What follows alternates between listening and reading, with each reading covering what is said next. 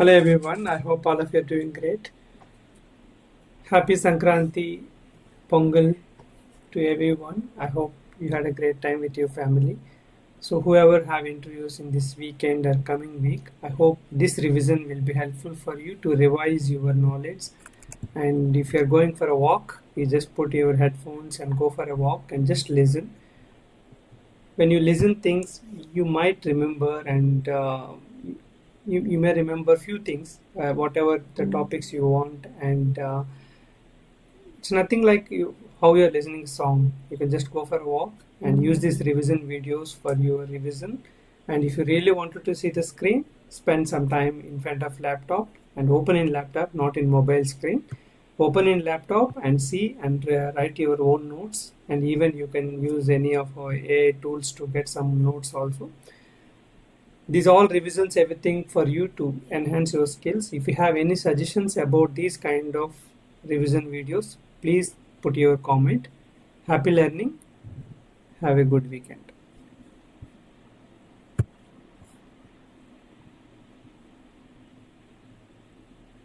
Hello everyone. I hope all of you are doing good. And in this video, I'm going to talk about what are the different type of interview questions, like what kind of questions you can expect based on your experience and what kind of role you're handling. It's little tricky to tell exactly like how what kind of questions will come, but at least I try to share certain inputs which may be helpful for you at least 70%, 60%, sometimes 90%. It's not like a generic one how you can directly tell us it will be like this. Okay, so let me tell you that interview questions with a different experience. I can mention like interview preparation based on the different interview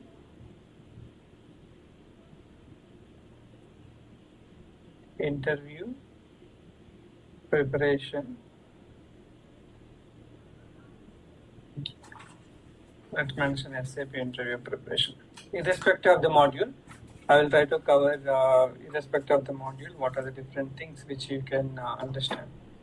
Let's segregate into different area. What are the areas we are going to segregate? Let's take freshers 0 to maybe 1 year, 1 to maybe 3, 1 to 3 years, 3 to 5 years. We can keep it 6 plus, or let's keep it 6 to 10. Later we can talk many things common for 10 plus. So here what happened, 0 to 1 year, when you are preparing for an interview, you did a SAP certification, or you have not done the certification, you learned, but you are trying as any SAP trainee position. You call associate consultant or trainee position. Such roles when you are trying, mostly they will ask you like, what is SAP?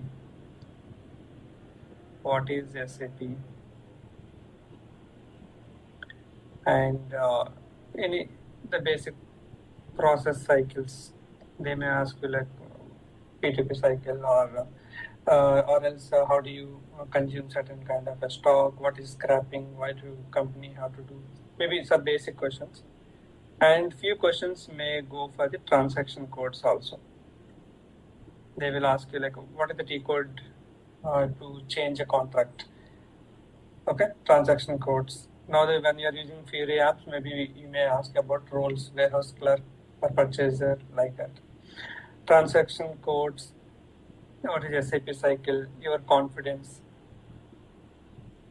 how you are talking in interview, of course, communication. Okay, so basic process cycle, what is SAP, few transaction codes, and they may ask you like what is the use of your module. Okay, purpose of respective module, purpose of respective module, like what is the use of MM, what is the use of SD, like that. So these kind of questions can come. When it comes to 1 to 3 years of experience, you may get most of these questions can be repeated. Okay, so like I mentioned, many 0 to 1, maybe many, or we can say like few. Okay, so few 0 to 1 years related what we discussed. Along with that, because already worked in 1 to 3 years of experience, so that you would have a project, right? Either a support project, a rollout, or implementation in your resume. So they will try to ask you about project questions as per resume. Already you have a resume, so they may ask you like, oh, you didn't support. What do you do exactly? Okay, how many tickets you handle per month? Okay, how do you get the tickets? So that kind of a questions, like basic real time. What tool you use it? How do you transport request? So those questions, and they go little about the multiple process cycles. Multiple process cycles and related configuration steps also they will ask you. Related configuration. How do you set up? Okay, how do you set up any kind of a configuration? So those kind of questions also you will get it. So 1 to 3 years of experience. So multiple processes and related configuration things will come. And have you worked on any developments? Okay, basics of development. They may touch your knowledge.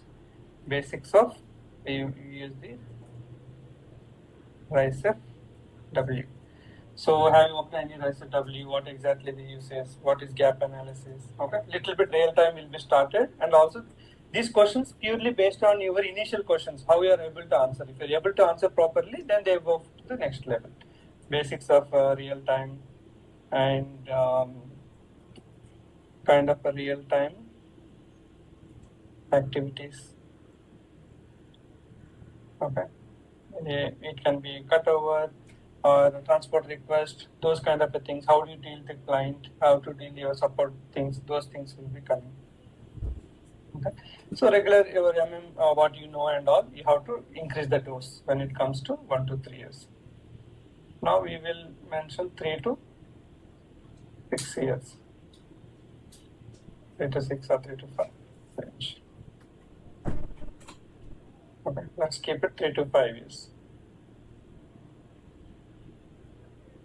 3 to 5 years.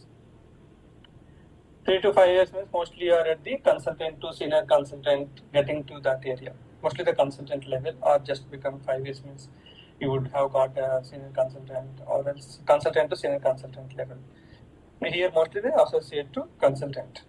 So here 1 to 3 related, maybe few questions like configuration questions will come. Okay, configuration. They may not ask you directly questions, maybe a little bit the process wise they can ask you. Configuration part related. How do you do that? Is it possible or not? Possibilities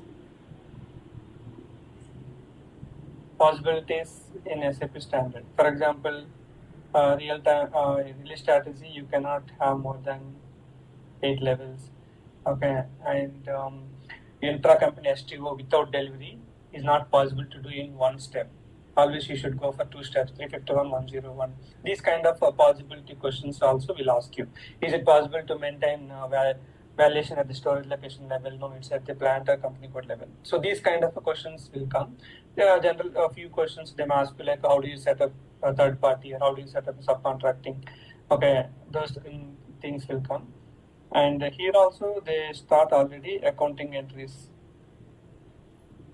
Accounting entries. Here they may not ask you accounting entries and all, but they will ask you about integration with other modules. integration with other modules, and interfaces. Few people may ask you the interfaces for this 1 to 3 years also. If you say yes, I know, then they will ask you a question. Otherwise, they may not expect much. Interfaces and in other custom developments. Why did you do that? Don't you have any solutions in SAP standard? Okay, why did you create a custom report? Why couldn't you convince your business to use the respective SAP standard? What made you to go for a customization? These kind of questions will be started. So that tricky questions level may be, you can give 5 by 10 or 6 by 10 kind of a criticality questions will come, but straightforward they will try to understand what kind of real-time experience you have. Okay, and the role-based questions. Role-based questions. What is this role-based questions? For which position I'm trying to take you, whether it is for a support role or implementation role, based on that I will ask questions. And resume. What all things you mentioned, resume related. You mentioned that I worked on this one, you have worked on interfaces, I worked on integration with PP, QM. If you keep a lot of things, you should be in a position to answer it. Okay, resume related. So the dose of criticality will be slowly increasing. So now I can make it 6 to 10 or 6 to 12 or 6 plus we can put it, maybe 6 to 10 years. Okay. So when it comes to 6 to 10 years, you will have that kind of mostly you would be joining for a lead, a team lead related, team lead, or else even few people would have become project managers by the time, or else few people are handling a team of 10 people. They don't touch SAP much, but they can handle the 10 people team, their timesheet and the work allocation, escalations, what you call meetings with the users and all those kind of completely the team lead. So there will be team lead, a module lead, little vary. For example, module means you may have 3 people, consultants or 2 consultants. You are going to lead them. Team lead is a word mostly in SAP we use it when you are leading the complete modules, like maybe MM2, SD2, FI3. So you may have a 16 people or 15 people team. You are leading them. So few projects we may call like a project manager to them, or few projects may call just team lead. But for these 2-3 team leads, you will have one manager. So based on how the architecture, the hierarchy was decided by the company, it will be there. So when you are 6 to 10 years, based on your skills, like they will try to check your management skills,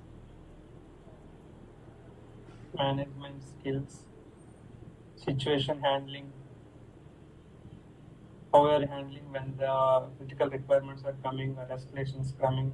So these kind of things they will ask you, and major enhancements. Okay, major enhancements. So technical thing will be, they try to check it first. Initial they will ask you like any business process. So any critical standard business processes, critical standard business processes they will ask you, and they don't go for any kind of configuration paths and those things. Maybe if a little a certain configuration they may ask you, okay, but not much, because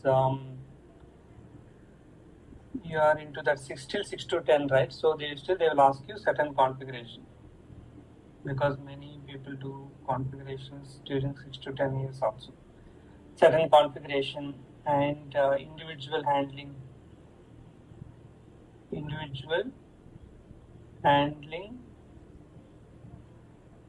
a project,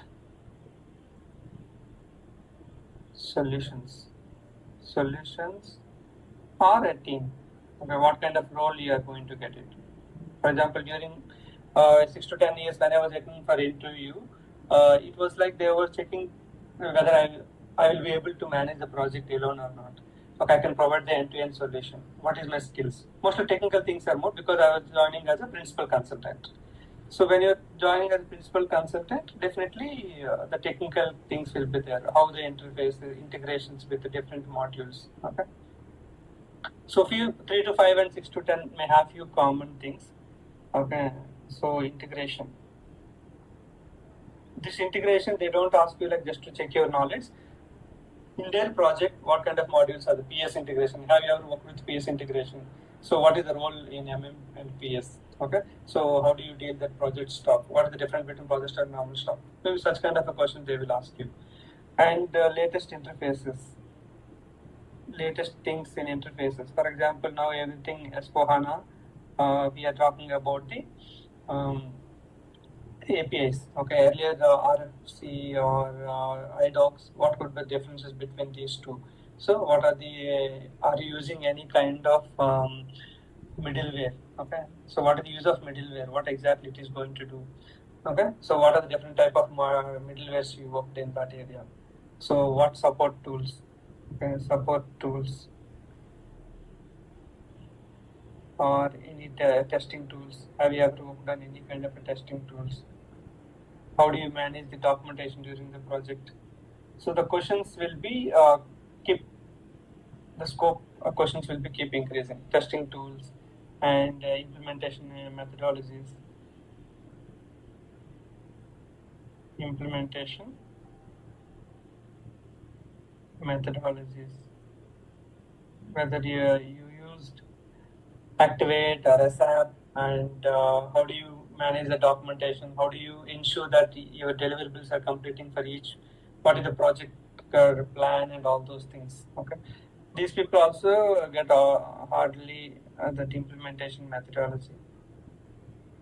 Implementation methodology related, they get it, and support tools. What tools you are using? Okay, how do you communicate with the users? Okay, how do you handle the escalations? Okay, escalation management. Escalation management. RCA, root cause analysis. So how do you use the root cause analysis? How do you manage the knowledge portal? So these all kind of questions are going to come. Okay.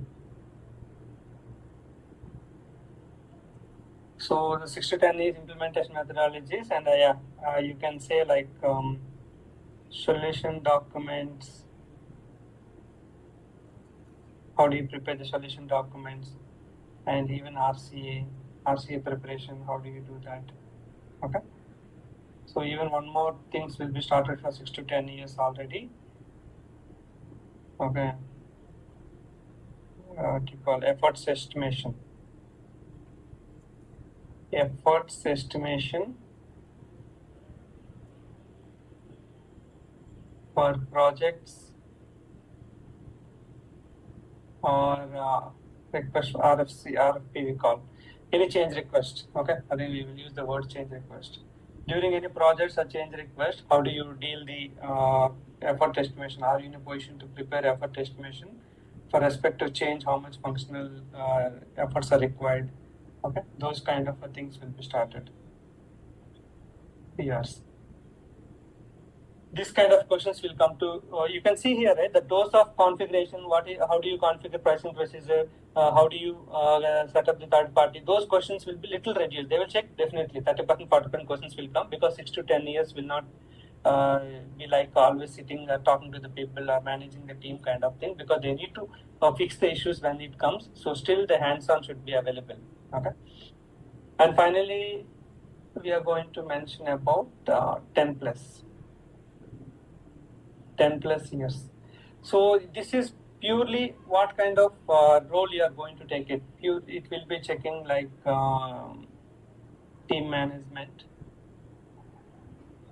whether you are a project manager, people manager, then the too many questions will come with the team management, the practical issues. Even I can say at some level, 10 plus years of experience related, the interviews clearing is easier than these things. But here, the mostly your confidence and communication, how your communication, and latest projects. Key role. Whether I did lot of things 5 years before, no one will, I mean, they don't give it that much weightage. Definitely they will check what is your latest project. Are you in touch with the system? Are you completely different? So what kind of role they want to take it? Okay, these kind of things will come, and latest last 2 to 3 companies.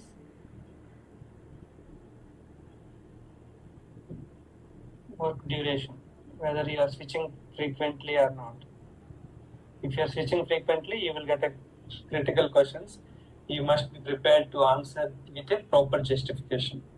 Okay. And real-time incidents, real-time situations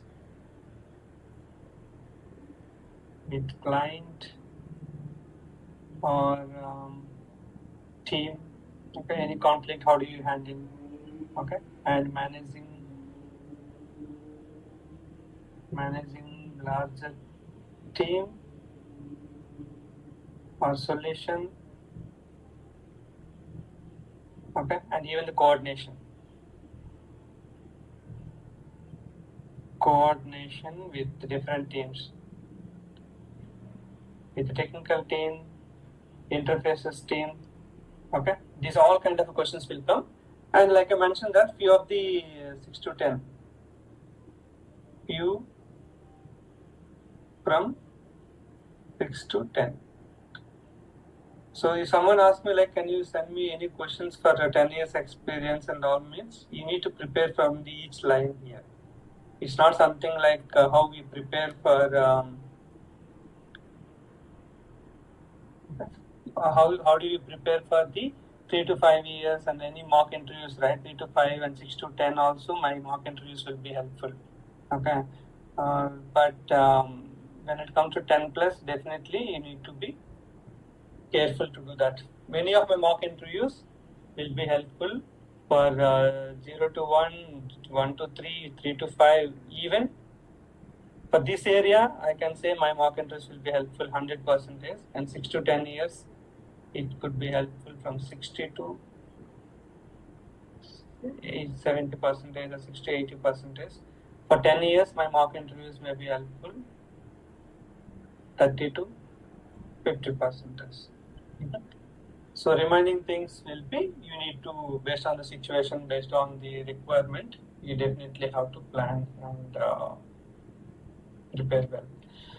So I hope this video is going to help many people who are sending me any sample questions and all. We have 400 plus sample interview questions and answers in our Google Drive, and even in real-time related implementation areas. Okay, wherever you have in Udemy also, we have 50 plus support tickets. One course is there, and even support tickets, sample support tickets, the roles, that courses also cover many of the interview questions and the support issues.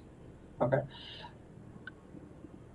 Coming to the regular preparation wise, I always tell the people, especially the 0 to 5 years or 0 to 3 years people, please prepare whenever you get a time and from your work, and you try to make scenarios or what scenarios you're working, how the configuration was done, and what kind of development they have done. You need to understand and you need to learn, but it should not be like only reading interview questions, mock interview videos, watching or reading the interview questions and answer, going for interview. It's not at all recommended.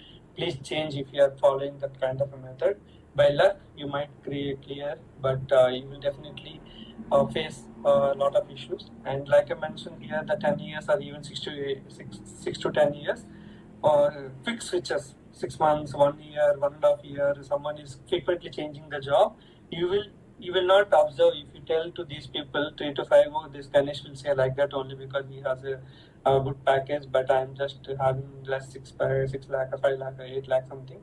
So you may think, but when you come to the 6 to 10 or 10 plus years of experience, your resume won't be shortlisted, or it will be shortlisted, but during management round it will be rejected.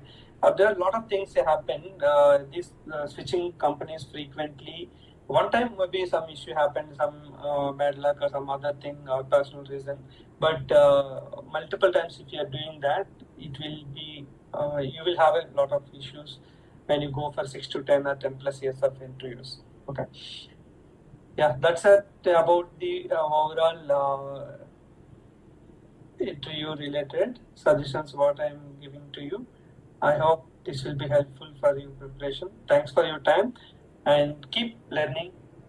Encourage me by giving ratings on Udemy and share our YouTube videos. Thank you.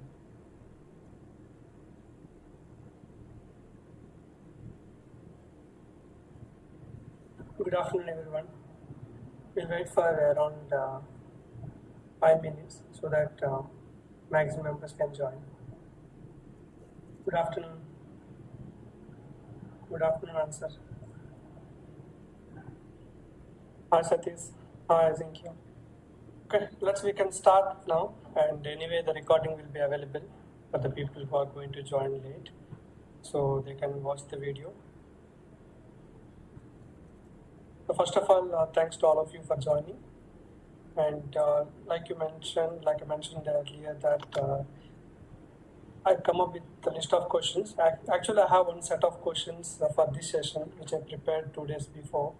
But one of our old students have attended one interview, and she gave some list of questions and asked me for the answers. I felt like, okay, it's a new set of questions which were asked by some interview. No need to which company interview and all, because this is not something like when you write an exam, right? MSET, what kind of questions will come, and Spelani, what kind of questions will come. That can vary, but here the person and the interviewer and the project requirement, their years of experience, and what kind of work you have mentioned in your resume, all these points will play the key role for getting questions. So that let's focus on the questions and which company interview and all. It doesn't make much sense. Maybe the methodology and the project, based on that the questions can change. So let's focus on the questions, and I'm going to explain you with answer, and along with wherever it is required, I will show in SAP system, at least the configuration path or where we are going to do it. Okay. So I put the question and answers ready, so to save some time with typing, but wherever it is required, of course, we go for the typing also.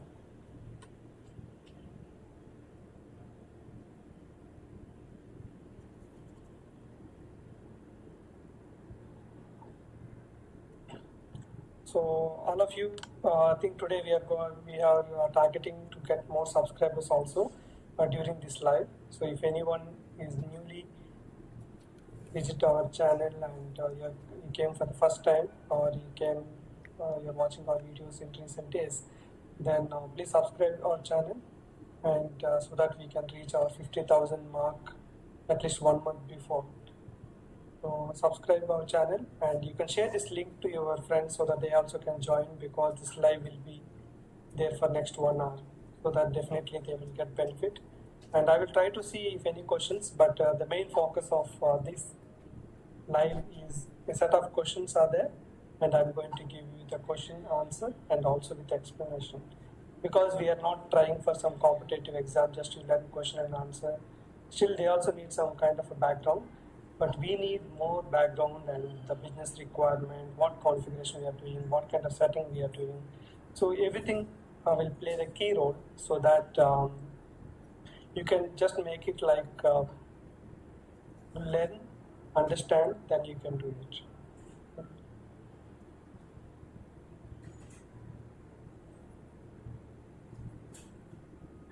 So whatever technology you are moving and to functional side, learn business process, not just interview question and answer, and not just transaction codes or like that. Why we are doing the process, and why can't we do consignment procurement every place, and why can't we do subcontracting everywhere, and why can't you use only standard procurement? Why are you having these kind of different kind of procurements? Okay, so that kind of business experience, business knowledge you need to develop. Okay, so then only you can understand and you can talk confidently in the interview.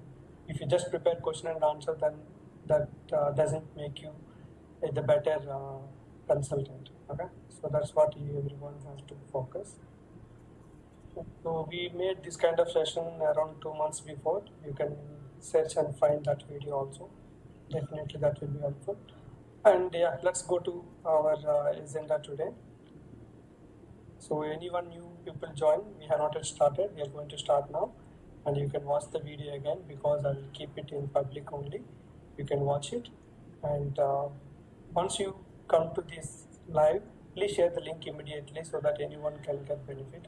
Because we can watch videos, but live interaction rarely can happen. Even I'm planning at least once in a month or once in 2 months in coming days. But let's see based on the availability and the concept. Mainly your cooperation. Like the more views or more reaching to the people, then we will get a lot of inspiration and motivation that my efforts are being helpful to maximum people. Okay, so the motivation completely in your hands, and keep sharing.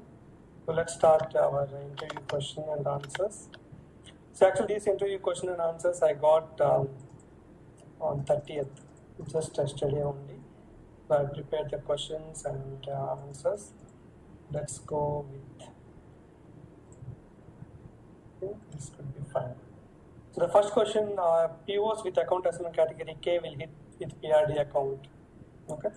The question is like whenever you create a purchase order with account assignment category K cost center, will it hit PRD account? Okay. POs with account assignment category K, you can ask like, will the POs with account assignment category hit PRD account during GRRIR? Okay. So the answer is never. Because what happens whenever you do this, PRD means price difference. The price difference from the material master price, which you maintain in the standard price, okay, or moving average price. Any kind of a differences come, then the PRD will hit. But when you're taking this account assignment category K, as soon as you do the goods received with account assignment category K, system will consume the stock. So there is no stock update. So there is no chance of hitting the price difference account. So let me show you. So here what happened, material price is 100 INR, the standard price. Okay. Stock is 20. PO is created with a different price and account assignment category is given as K. The PO quantity is 10. But once the GR is posted for 10 pieces, the stock is still 20. There is no changes to the stock because immediately it is getting consumed. So there will not be any impact. So you will not get any kind of a price difference. The value whatever you posted, that will be loaded on the consumption account and the GRIR, so that there will not be any PRD account.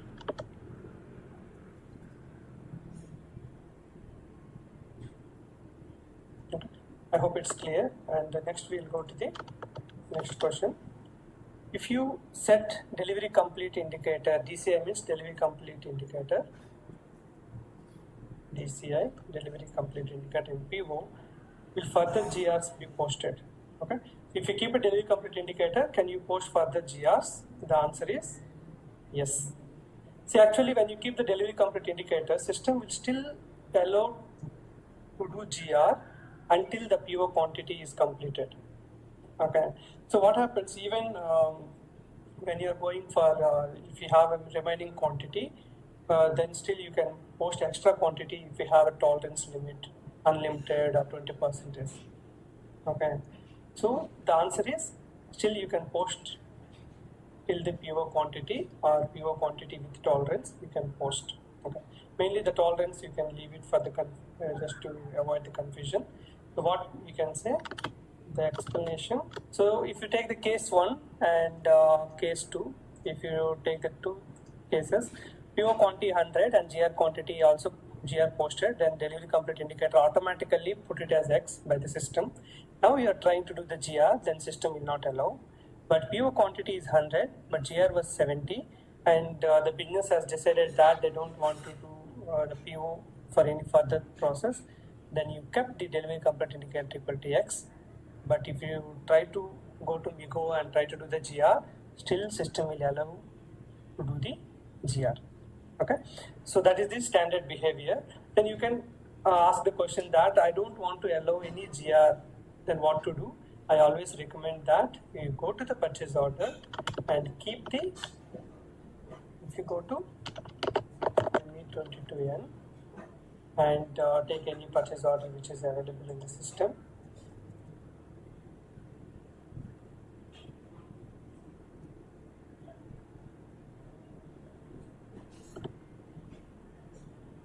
Okay. Take any one purchase order. So I always recommend, if you don't want to allow any goods received in the future, please keep it block. Okay, keep the block indicator so that system will not allow you to do any goods received in the future. You can ask like, why can't you keep a delete? Because delete will have a multiple kind of a controls, like GR, IR should be same. And also if you keep the deletion flag, if there is any archival process happen in the system, this PO will be archived. So if you keep the block indicator, whenever you want, you can unblock again. And also if there is any archive process happen, this PO will not be considered. Because to archive a purchase order, the prerequisite is you should keep the deletion flag. So I recommend this one if you want to stop the PO for any GR, IR in the future.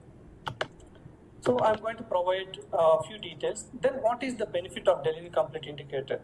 You can see here the two things. Once you keep the delivery complete indicator, PO will be disappeared from the stock requirement list. I think most of you are aware about MD04. MD04, where you can see the stock requirement list. The material, how much stock is available, what are the purchase orders created, and what are the outbound deliveries or sales orders, all the information you can see in MD04. So in that MD04, the purchase order which has delivery complete indicator will be disappeared. It means you close the PO and you are not expecting any quantity from that PO, so that it will be removed from the stock requirement list.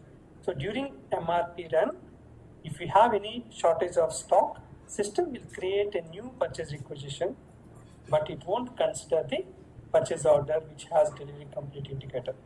That's the main significance. Second significance, you know that in ME2N we have a parameter W101. So whenever you run the purchase order, open PO report, this PO will not be visible in the open PO because you put the delivery complete indicator. Let's do the testing. So we'll take another PO 8. Okay, so this purchase order, no GR, nothing. So I'm taking this PO number and going to another screen.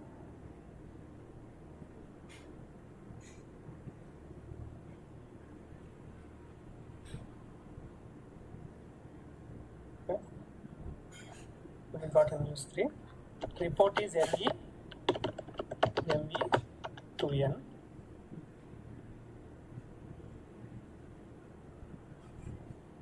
ME2N, and here most of you are aware about the selection parameters. I always recommend you to use two selection parameters mostly popular. One is open goods received WE101 and open invoices. For example, if the requirement from the user is I want to get the list of purchase orders which have open goods received, okay, then you need to go WE101. If they ask you that we want a list of purchase orders which have open invoice receipts, then you need to recommend this RECHNUNG. You may ask the question like what is the W103 and all. For example, a few companies use this 103 and 105, okay, or 107 and 109. So they receive the stock always to the GR block stock, and once the stock quality, everything they verify and other parameters, then they move the stock to main stock by using 105 or 109. If that kind of a company, they can run this 103, but as a generic 101 receipt, use 101, WE101, and I'm going to give this purchase order number and execute it. So let's give scope of list ALB. See, this PO is available as part of open PO. Now what I'm going to do, click on edit, go to delivery, put the delivery completed indicator. Okay, now save the PO. So delivery complete indicator is put, and you save the PO and run the same report.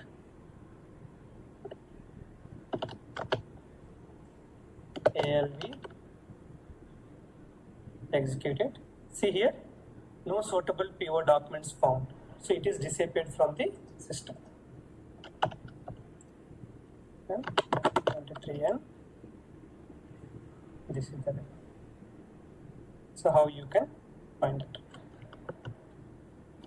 So I hope you understand the importance of delivery complete indicator. But if you want to stop any goods receipt or invoice receipt in the future, I recommend to keep the block indicator, the same solution I have given in our recent projects. I hope these two questions. So this session is not just question answer, how we do mock interview, or even mock interview also. I tried to explain 1 or 2 lines, but we don't have this much scope to explain in detail what is the business requirement and why do you do and what exactly you have to do. But these sessions, what I planned in 2023, 2 months before, and thanks to everyone for your wonderful response for that. And as of now, 15,000 plus people have watched that video. So this session also question, and we are going to give the explanation also. So please don't miss it. I always mention that if you prepare for interview, if you are preparing for job, okay, until the interview is scheduled, please prepare daily for practicing, for understanding the business process, but not just interview question and answer. If you are giving 3 hours per day, 2.5 hours must be practice or watching the concept videos or reading any kind of a concept or practicing. Only 30 minutes you can spend for interview question and answers. Before interview, 2 days or 3 days before, almost you can spend in 4 hours or 3 hours of your time, 2.5 hours of time, maximum time you can give for interview question and answers, for feeling more confident and to explain confidently. Okay, that should be your agenda. And most of you, I think, you are aware about interview tips by Ganesh Padala. Okay, so interview tips by Ganesh Padala. If you see this video, interview tips by Ganesh Padala, I explained that this is one of the popular videos on our channel. I explained about how to prepare for interview. Okay, what kind of questions can come.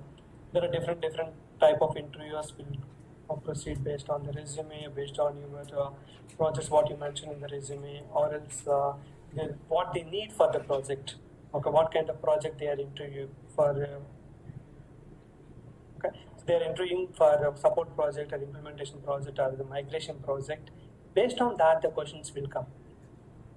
And few interviewers will go with certain kind of set, like first they check your master data, org structures, and they will go for procurement, inventory, and special procurement. If you are good in different areas, then they go for any developments.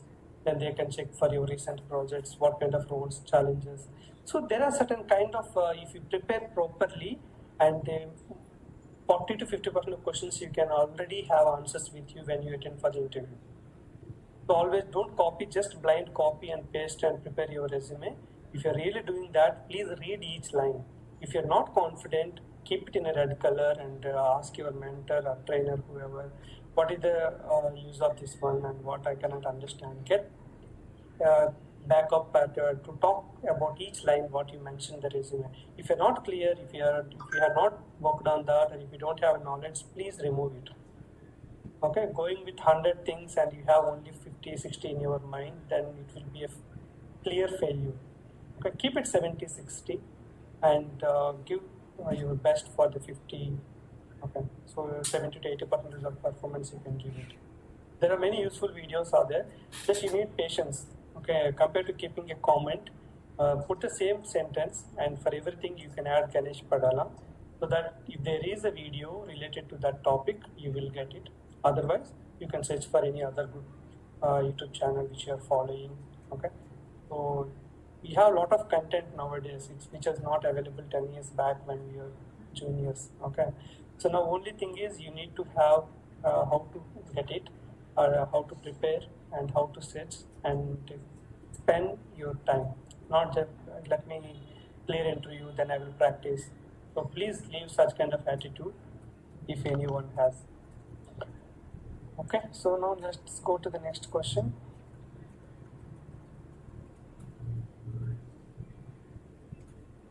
If you did BCom, I think you try SAP Finance if you're comfortable with all those stuff, because for example, BCom means you have still scope for the accounting purpose. Okay, the competition is not much like MM or SD. So many people cannot just go for FSCO. So I suggest you to go for FSCO. Hi Veena, hi Jnanavika, thanks for joining. So there are a few videos on MRP on our channel, you can check it, and definitely I will plan further. Open PO, if you flag DCI or final invoice indicator, it will allow. Now DCI, just now explained about the daily complete indicator, it can only remove from open PO report, and it will remove from your stock requirement list, but it will still allow you to do the goods receipt if there is a PO quantity open. Okay. Final invoice is, it won't stop you for Miro. Okay, final invoice is again for a kind of financial related things, but it won't stop you to create Miro. Still you can create Miro. I think you can see the few new members have joined while discussing. We have discussed 2 questions.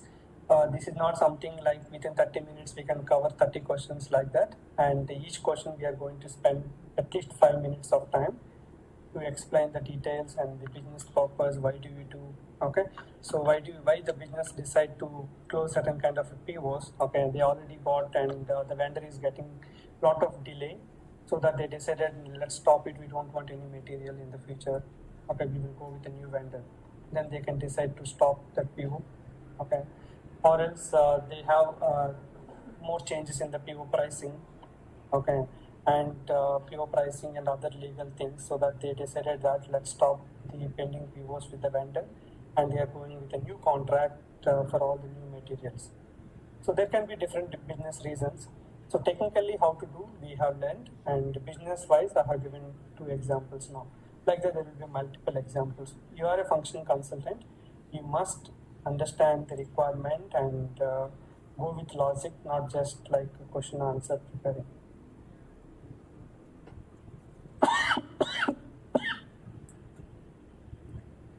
So thanks for joining, and please share this link to your friends so that they can utilize the next 40 to 45 minutes of our live session. Okay, the next question.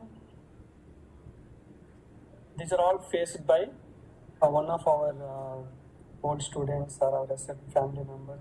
Why I'm using SAP family, the family word, maybe I don't know how to take it, but why I'm using, because I cannot say student word, because I can give you, now I'm okay, I have some good experience and exposure of different projects in global and domestic, and also we cross 10+ years of consulting, so many people are juniors.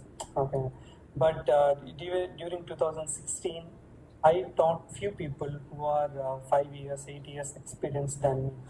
Okay, they were very good in SD, they are very good in FI, and even they are good in MM, but they don't have implementation experience. But I had 2 implementations within my first 2 years of experience. So I was teaching those things. So for those people, I cannot say students, because they came for a few hours of guidance, they came for learning certain key topics like pricing procedure or subcontracting or accounting determination, or else how to develop the custom reports or kind of enhancements, how to give the logics. They learned only specific things for 3 hours or 4 hours, or else they have taken our videos and enhanced their skills. So the students' word, sometimes I may use it, but most of the times I try to avoid it because I cannot say student because they are senior to me. They learned only few things from me, and we have few people learn everything from us, like from the basics of MM, and few people only certain guidance sessions, few people only real time, few people watch the videos. So I have a categories like 10 plus categories of people. Few are just took the guidance, not any technical things. So just I act as a mentor for many people. So I try to use the one word called maybe SAP circle or SAP family. I use the word compared to using students because the students may be applicable for few people but not all the people. Okay, I hope you can get that meaning. And yeah, thanks again. I can see Kamal Kishore and any other people from our 100 and plus people who met me in last few months in different cities. Thanks to all of you for spending your time, weekends or valuable time to come and meet me because you spent only 2-3 hours or 4 hours of time. Few people in Delhi and Mumbai, I see that they travel 2 hours just to meet me and again go back to home for around 2 hours. So thanks for your 4 to 5 hours of time for me because that is not just a meeting or that's not just I visited and met the people. It is my lifetime memory because I cannot imagine that I can plan again. I don't know. But even in last 6 years, I never got the thought. I got immediately I applied and I traveled 5 cities to meet people. It's a lifetime memory. I can say like a one-time memory in my life. Thanks to all the people who spent the time and whoever missed. Let's see if anything in the future. But it will be a good memory. If you want to see those memories, you can come to our channel and search as Ganesh Padala SAP family meet like that so that you will find our videos. Okay, and the next question, accounting entries in intercompany STO process during goods receipt. Okay, we mentioned in different videos that intercompany STO process will have the billing and those customer relation and all, but at high level for the procurement person, I see at the high level intercompany STO process will look like our normal standard procurement process. Other company is a vendor and the company is the customer. We create the purchase order and we get the product. But only thing is we create the customer and the company and the process is within like overall our organization, but both are two different company codes. So we will also process the billing to do that respect to payments and all. Okay. So anyway, the other question is what is the accounting entries?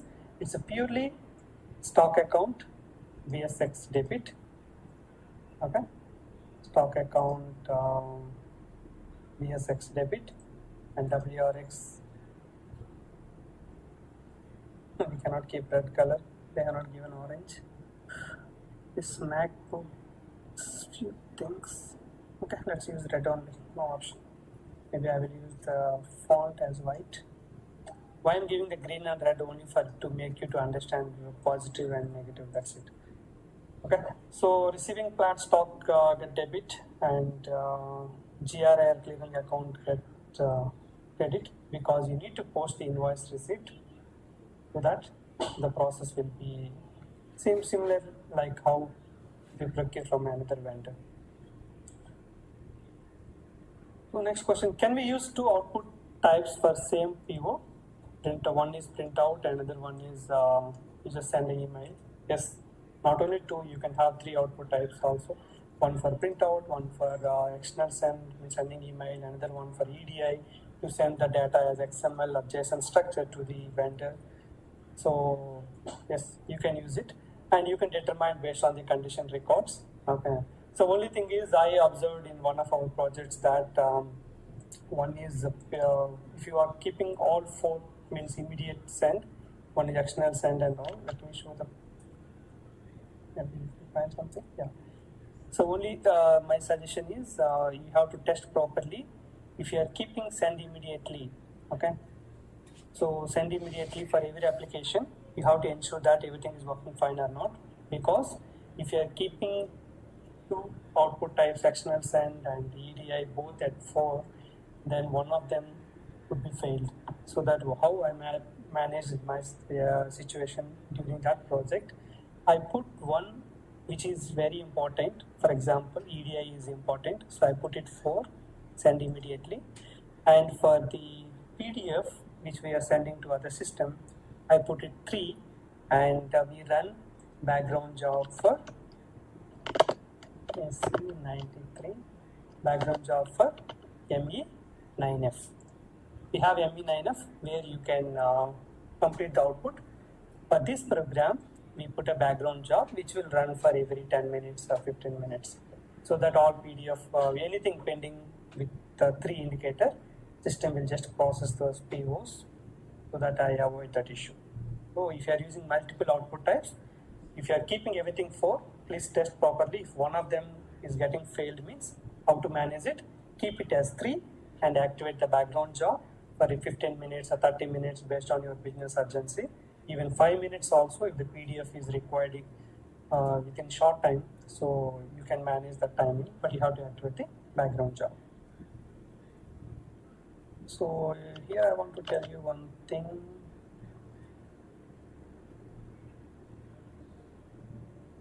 Okay, so you're not seeing the indicators, right? You're not seeing the indicators, and when you come to the purchase order, you're not seeing the which is the your technical name like NB, GNB. Okay, and then what you have to do?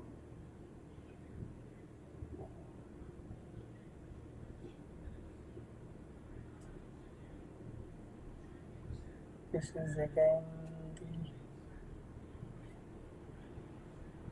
settings. Let us try to change the. We have options. I need to change the theme. Let me open the theme. This is the one problem I always face when I use MacBook. There are the settings are little different, not little, lot.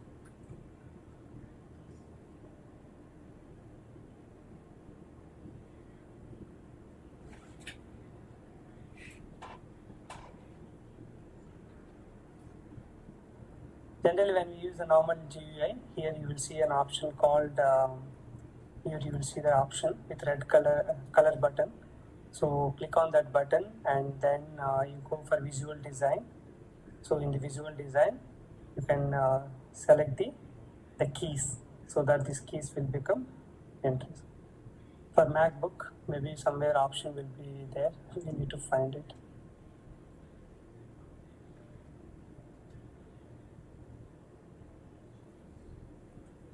Okay, so anyway, so like that you can just activate that one. And even recently, if you open our channel also, I put it the videos on basic navigation settings. Okay, let me show that playlist. You can check the basic navigation. Yeah, in these videos. So in these videos, I explained that options. Yeah, exactly. We are not showing in this on MacBook, but we are going to show in our video. You can see here video, and normally whenever you come to your SAP, there is a color button here, right?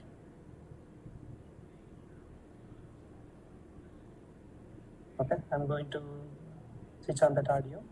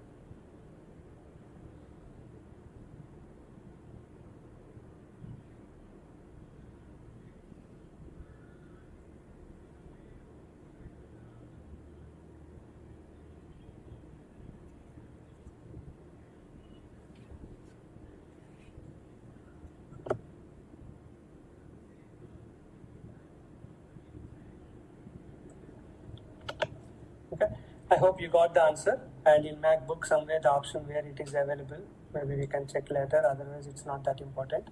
So my personal suggestion is whenever you want to use more SAP, I think MacBook is not that comfortable. You try to little bit time to adopt it. Okay, so you can put that indicators, always you activate it so that you can see the all the details in here.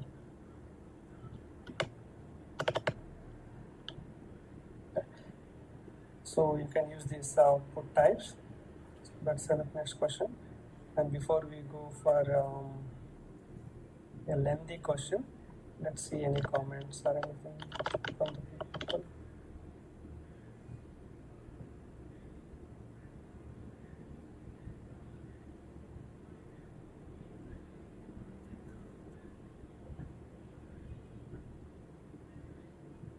Yeah, definitely I plan for the MRP session. Okay, PD is only the raw production requirements, and G1 mostly it will be customized. Someone would have created it. Okay, and VB manual order point and VB. Okay, so based on that you can check it. I will plan for more MRP videos.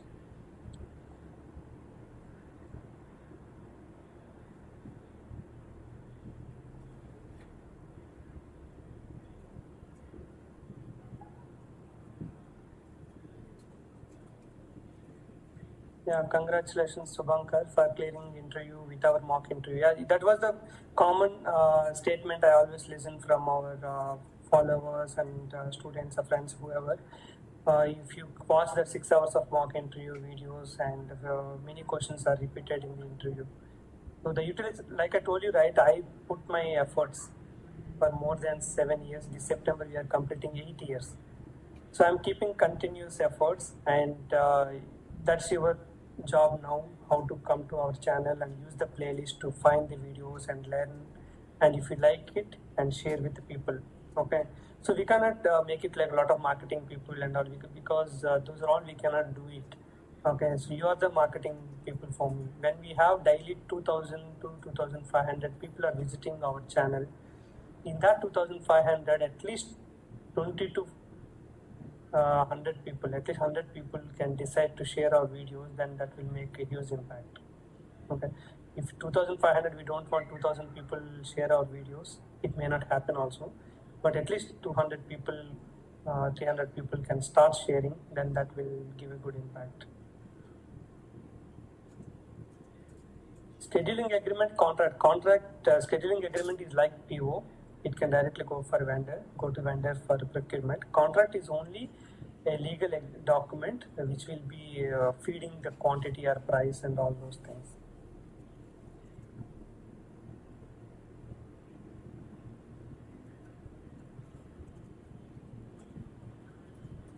So Incoterms is the international commercial terms, how the insurance, if there is any damage happen, you can go for international commercial terms in Google.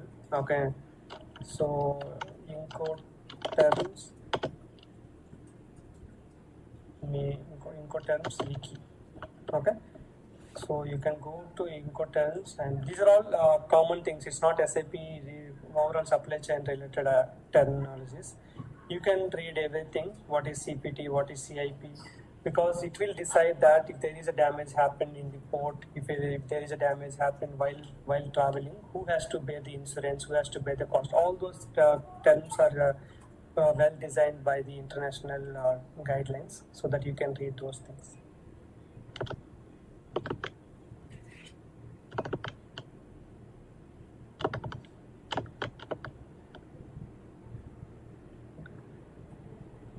Okay, let's go for our question. There are 2 plants under one company code. One is in India and another one in Sri Lanka. What are the So actually, intra-company, the company code will be, when the country changes, company code will be different only. In my experience, I never see that one company code in one country and another company code in another country, because company code is illegal and your profit and loss balances will happen there, and your overall main currency will be there, right? The currency will be different. Sri Lanka will have their currency and India will have the currency. But I never come across the technically we can derive some accounting entries, but logically when you see it, if you are each country, you will create a different company codes. Okay, so and if you are not creating a company code, the balance sheet, the calculations, everything will be challenging. So let's come to that kind of a statement, because in my experience, I never see that same company code have two plants in two different countries, and the country is changing, definitely you'll get a new company code. If any, maybe few scenarios it may be available. Okay, then we can derive some accounting entries. But when you get that kind of question in the interview, tell confidently that company code will have the main currency, and the profit and loss, everything will be calculated at the company code level. I never see in my experience that one company code has two plans in two different countries, where the legal, taxation, and profit balance sheeting and everything will be different for country to country. So mostly they go with a different company code. Okay. Thanks to all the members who new members. I think we see some 8 new members have joined, and you don't have to worry that whatever questions are completed, it will be available in public, so that you can watch again. So, but to whoever available, the 32 active viewers, please share this link to your friends so that they can join and utilize the remaining questions. Okay, let's go to the next question. Yeah, this is the lengthy question. Even I try to give more explanation. When will PRD account? When will PRD account get hit? Okay, so the blind statement we can give that the PRD will trigger when the standard price is maintained in the material master record is different from the price in MIGO. MIGO means price in purchase order, because in MIGO you cannot change it, right? Price during GR or IR. IR, I don't have to mention the purchase order in the bracket, because in IR you can change the price. So direct statement, you can say that material is standard price is $100 and PO is created with $120 and you posted, then 20 will go for the price difference. It's a direct statement. The other chance, that is the important one. Actually, we have one video. I have not yet published. I will try to, if anyone in the live 32 members, you have a good editing skills, and you can send them an email to me. I have some 15 to 20 videos. Need to watch, and we have to trim. We have to split a bit. If you are interested, maybe 1 or 2 people can send email. So one of those things is this price difference and price difference related moving average price, standard price. I made a video. Yeah.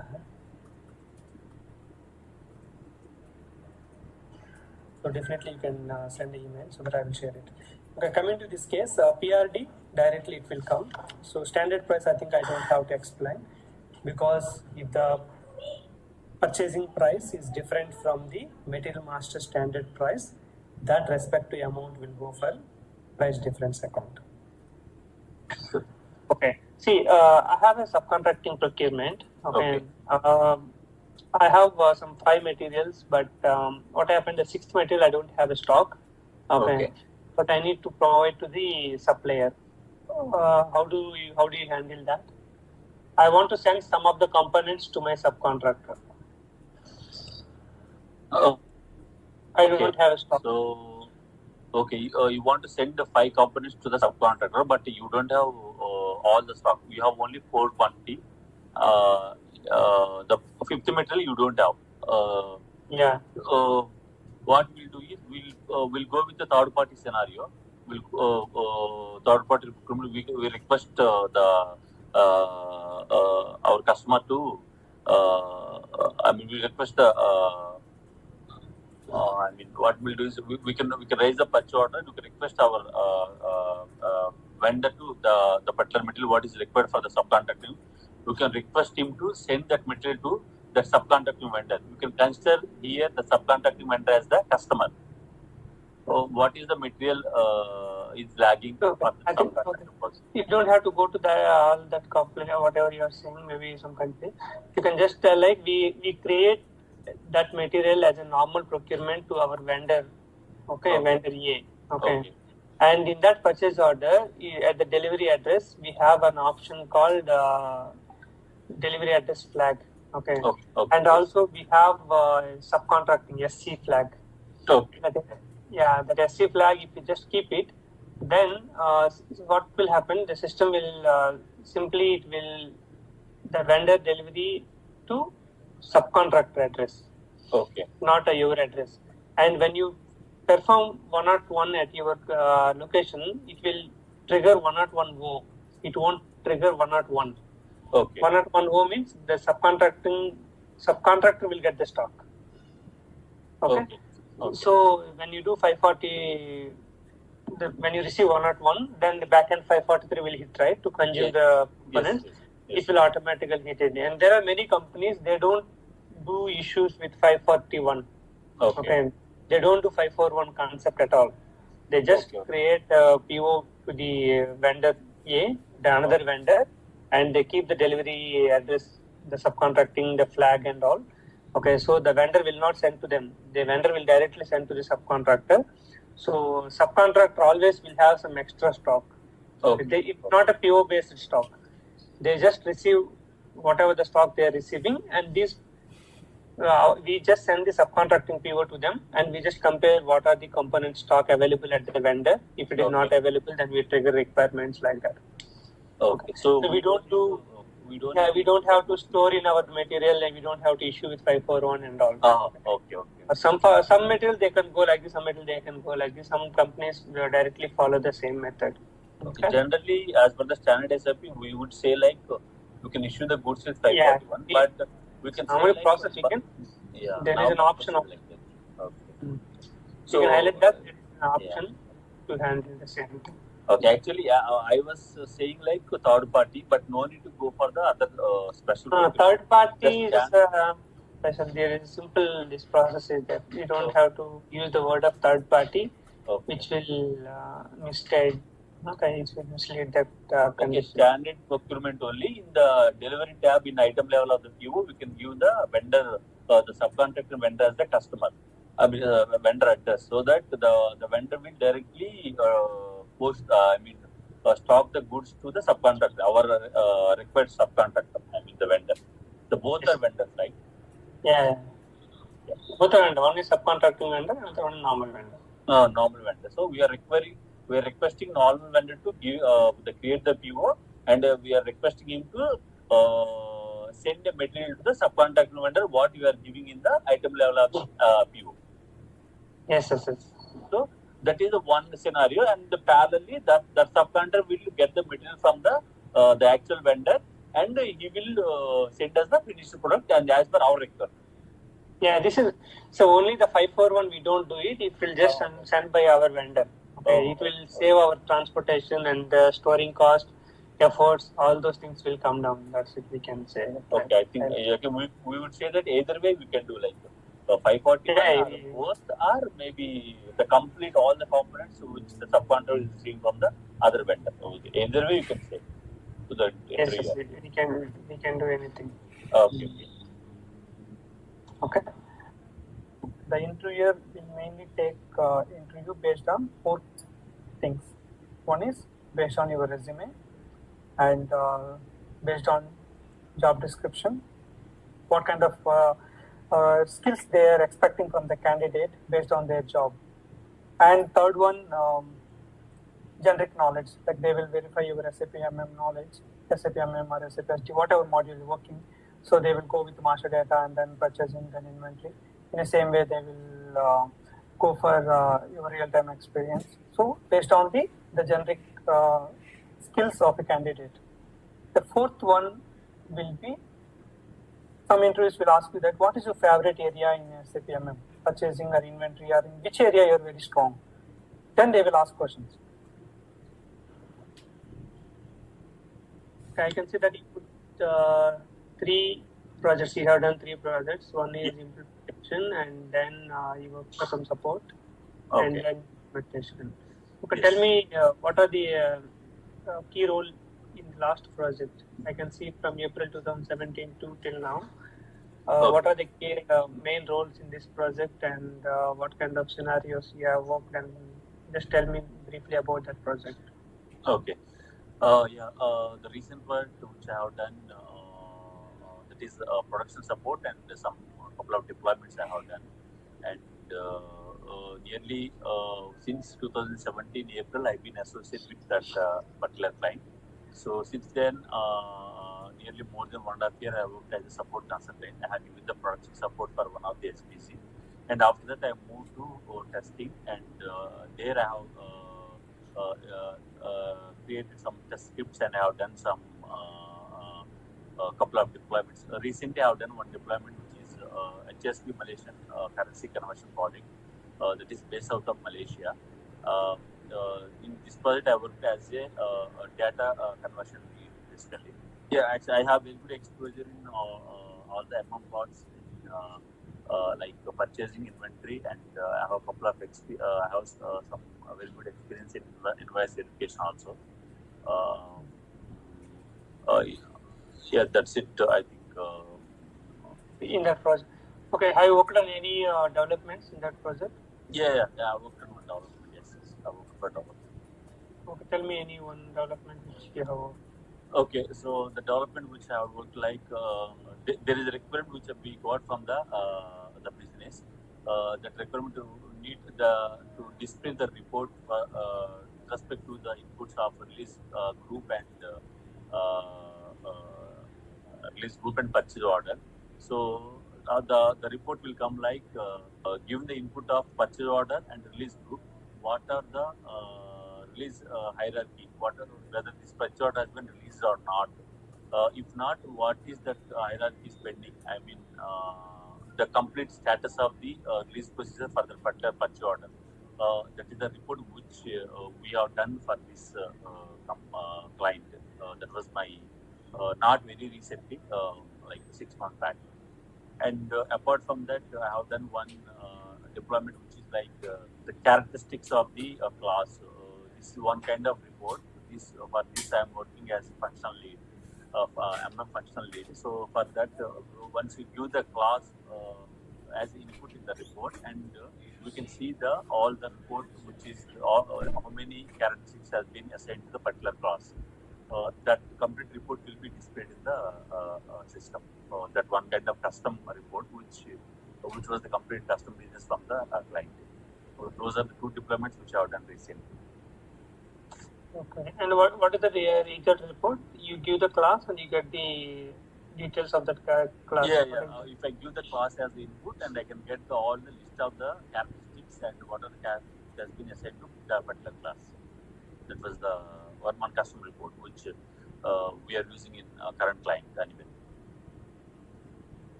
Okay.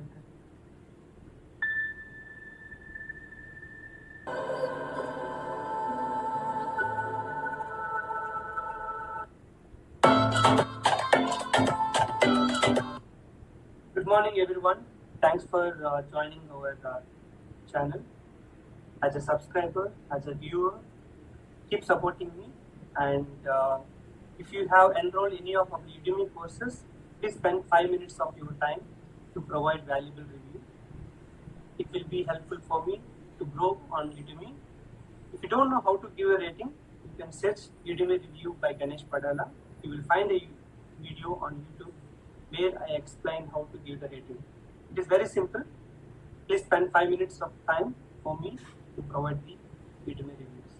Now go to the topic. In this video, I am going to teach you how to update certain field of info record automatically. Bulk info records you wanted to update, GR based invoice verification. You want to update for certain list of info records. How to do that? Let's learn in this video. Go to the transaction code mass. Use the object type US 3003 purchasing info record. Execute it. See, there are mainly two tables you can see. One is general data and the other one is purchasing data. Purchasing organization data. The GR based invoice verification is available in purchasing organization data. Select that and click on execute it. So you wanted to change to 79. So you want to change to GPOR, purchasing organization, GKP1 plant. Okay, info category, for example, let's take it standard. Okay, for standard purchase info records, for the combination of purchasing organization GPOR and plant GKP1, you wanted to update all GR based invoice verification flag to X, means you wanted to flag it.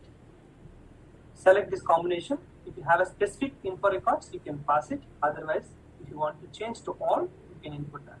The input parameters are quite same how you get the reports and all. For which specific data you wanted to change, the same data you can change it. Execute it. Now system has shown you the list of purchasing info records which are available in the system for the combination of the purchasing organization and plant. Now click on select fields, GR based invoice verification. This one you wanted to update, right? Click on choose. So once you click on choose, then you click on this continue button. So SAP has well defined this mass transaction code with a similar look and feel. So once you get knowledge about changing a material or changing info record, you will get the similar kind of approach can be followed for all of other documents which are available under mass transaction. So it's very user friendly. If you learn one time, you can utilize the same for others, and you can teach the same to your power users, whoever users who are responsible to make this kind of mass changes. So you want to update for all with flag. So put the flag and select the respective column. See, I'm selecting the column like how you select in your Excel sheet. See, this color will indicate you that we have selected the entire column. Okay. Now click on carry out a mass change. See, all indicates the change it to flag. Now save it. So system will update the GR based invoice verification for all the purchasing info records which are selected for the respective combination in the backend. The process is happening. You can see here the process is happening. Until the process is happening, we just wait it, and once see everything is updated, see all the details are updated. Okay, so you can check it. You can see here 0 errors, 0 warnings. Total 48 records are getting updated. This is the way how you can update. Now click on back. Okay, you can completely click on back and come back, or else you can directly terminate with /n. So this is the way how you can update a specific fields in a purchase info record by using mass transaction. I hope this video is helpful for you regular support tickets and regular guidance to your support users. If you like the video, hit the like button and share our videos to your SAP cycle to enhance the utilization. If 10 people watch the video or 1,000 people watch the video, my efforts are the same. So please enhance the utilization to grow our knowledge by sharing and by helping each other. If you do good, you will get the best. I believe the same. In 2015, when I was starting this YouTube channel, many people, many of my well-wishers and few students and colleagues don't upload the videos for free on YouTube, and a lot of piracy will happen. There won't be the much value and all. But within 1.5 years, the channel has grown well, and it was identified by recruiters, and I got job in Singapore. So always, if you do good, you will get the best. When will we get? Maybe 1 year, 2 years, 3 years, but you will get for sure if you are sincere and do your work and enjoy the work what we are doing. If you are expecting something immediately, it may not happen. So just do your work and enjoy like a passion. So the things will happen automatically. Thanks again, and provide Udemy reviews to support me on Udemy platform. Keep helping each other. Be safe. Thank you. What is your experiences you faced when you joined as a new company? 3 years of experience. How project is described to you? How do you start initiation, doing tasks? Yeah, the people who are with some experience but they don't have enough knowledge. Okay, then you should handle things very carefully. Okay, so first of all, what is the project about? All the KT documents. If all the consultants are leaving at 6 o'clock or 5:30, you spend till 9 o'clock to understand the KT documents. Because most of your colleagues are available in office, you can ask 2-3 questions to them compared to asking in WhatsApp or something. Okay, and if you are showing more interest, you have to work more, understand the KT documents, and take the scenarios and practice in the quality system to understand better. Any questions you can ask. If a person observed, the senior or somebody has observed that this person is putting more efforts to understand the issues, to practice and to going through the KT documents, definitely they will give you the enough support. You are also leaving at 5:30, 6 o'clock like an experienced consultant, knowledgeable consultant, and you are also going spending weekend completely for roaming and all. But expectation is you wanted to have a similar kind of output. How can you get that? If you're spending 7 hours per day, you have to spend 10 or 11 hours in initial 2-3 months. Later you can come down to 9 hours. Later you will become a normal 7 hours working. So that is the one thing. And second thing, you should understand what kind of tickets, the old tickets. Take last 2 months or 3 months of tickets if you are joined as support consultant. What kind of tickets are being coming and whether you are able to understand how the solution is given, what kind of solution is given to that tickets. So go through the old tickets. You can go to the tool, you have access to your support tool. You can go to the module you can filter last 3 months tickets which are resolved. You can see what solution is given. Those things, if you are not understanding, you go to the quality and practice. Ask questions. When you are asking questions, you just think, sometimes maybe too much silly also you may ask, but try to avoid it, because try to Google, try to check any SAP documents, any blog or YouTube channel, anything. So still if you are not getting, then you can ask it. So these are the persons with less knowledge join with a good package or with good experience and all, then you should do all this groundwork. You should generate the trust by the project manager that this person is putting a lot of efforts to enhance the skills, spending daily more time. Daily more time also not required. Okay, if you're spending more time, the quality of time you have to spend to understand, to practice, go through the old tickets, how the tickets are, how the P2 tickets are there, how the P1 tickets are there, how P3 tickets are there. Okay, what solution is given, how the communication given by your senior consultant, how the email communication is being happened. Okay, any appreciation somebody is getting, you can follow their tickets, how the resolving, how the feedback is given by the users. So these are the things you have to understand.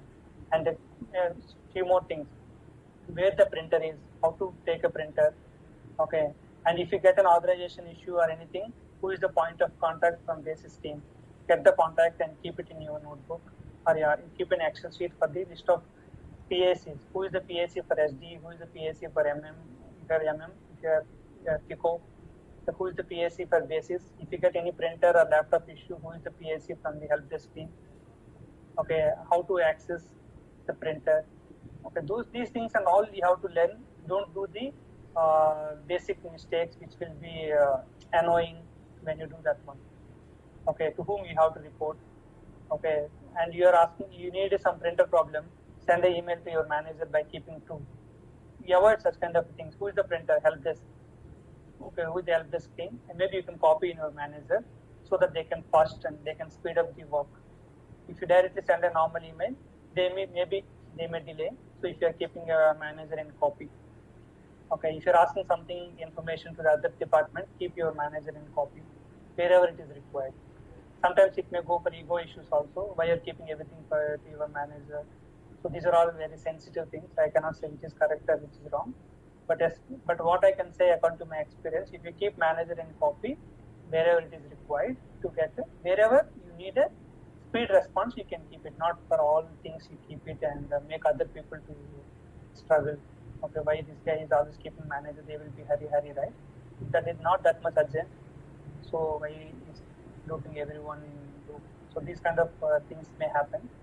So these are all like relation with other departments. Those things you need to handle.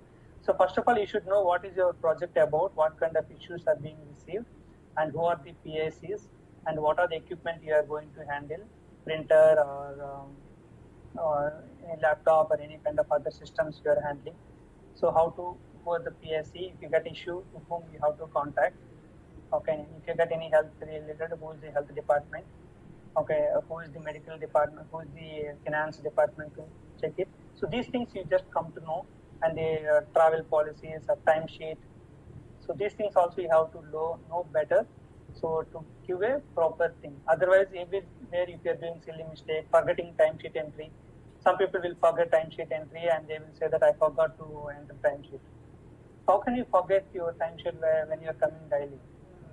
Okay, so these kind of mistakes you have to avoid.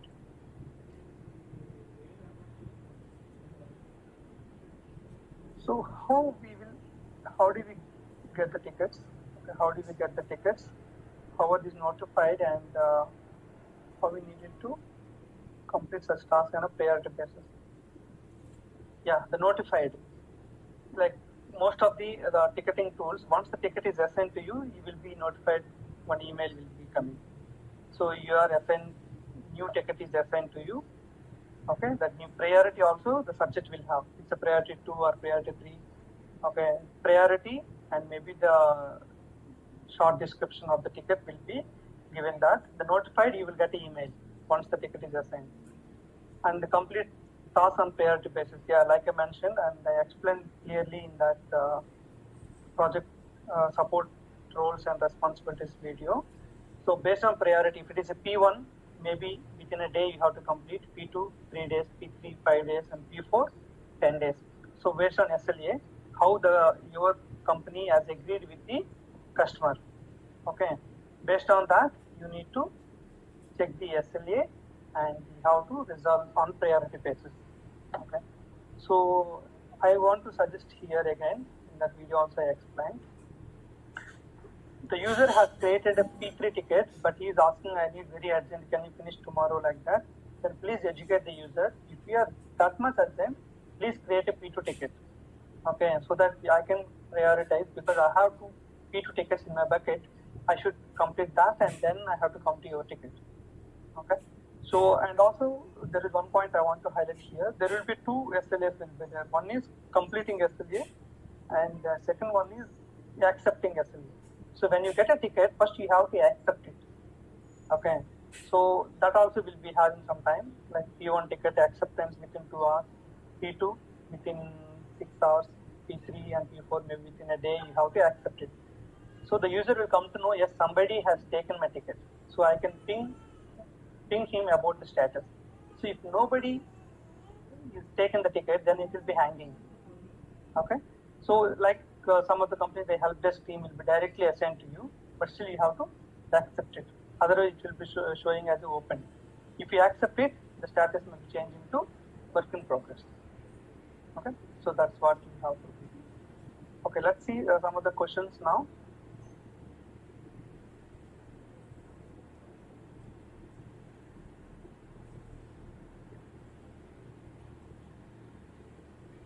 Apart from tickets, what will be the other work for day to day? The support issues, support consultant, mostly the tickets is the main thing. Other work, like I said, if they are going to do any improvements to the client, they will discuss about the improvements. They will ask the consultants, what kind of tickets you are getting very frequently? Can you register, can you highlight, so that what is the better solution we can do for the business to avoid the repeated tickets? Or business is expecting some new things. Recently, some invoice printing in India, GST 1-2 years back, like that. So these kind of any things have come. What kind of new improvements we can do to give a better solution to the business? So that kind of meetings will be there, and the SLA discussions, SLA, whose SLA is not good, and the client feedback. Some of the consultants are not they're not communicating well with the users. they are aggressive or they are not they are getting angry. These kind of any complaints have come, they will have the discussion on that. So these kind of things will be the day-to-day support activities. When will PRD account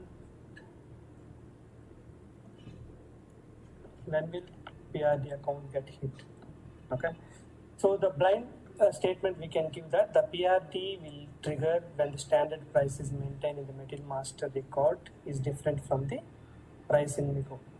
MIGO means price in purchase order, because in MIGO you cannot change it, right? Price during GR or IR. IR I don't have to mention the purchase order in the bracket because in IR you can change the price. So direct statement you can say that a material is standard price is $100 and PO is created with $120 and you posted, then 20 will go for the price difference. It's a direct statement. The other chance, that is PRD, directly it will come. So standard price I think I don't have to explain, because if the purchasing price is different from the material master standard price, that respective amount will go for price difference account. Set delivery complete indicator. DCI means delivery complete indicator. DCI, delivery complete indicator in PO, will further GRs be posted. Okay. If you keep a delivery complete indicator, can you post further GRs? The answer is yes. See, actually, when you keep the delivery complete indicator, system will still allow to do GR until the PO quantity is completed. Okay.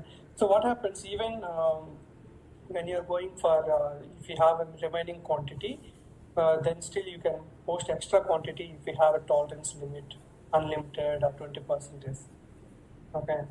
So the answer is still you can post till the PO quantity or PO quantity with tolerance you can post.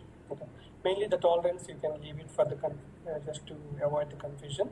So what you can say, the explanation. Okay. So if you take the case 1 and case 2, if you take the two cases, PO quantity 100 and GR quantity also GR posted, then delivery complete indicator automatically put it as X by the system. Now you are trying to do the GR, then system will not allow. But PO quantity is 100, but GR was 70, and the business has decided that they don't want to do the PO for any further process. Then you kept the delivery complete indicator equal to X. But if you try to go to MIGO and try to do the GR, still system will allow to do the GR.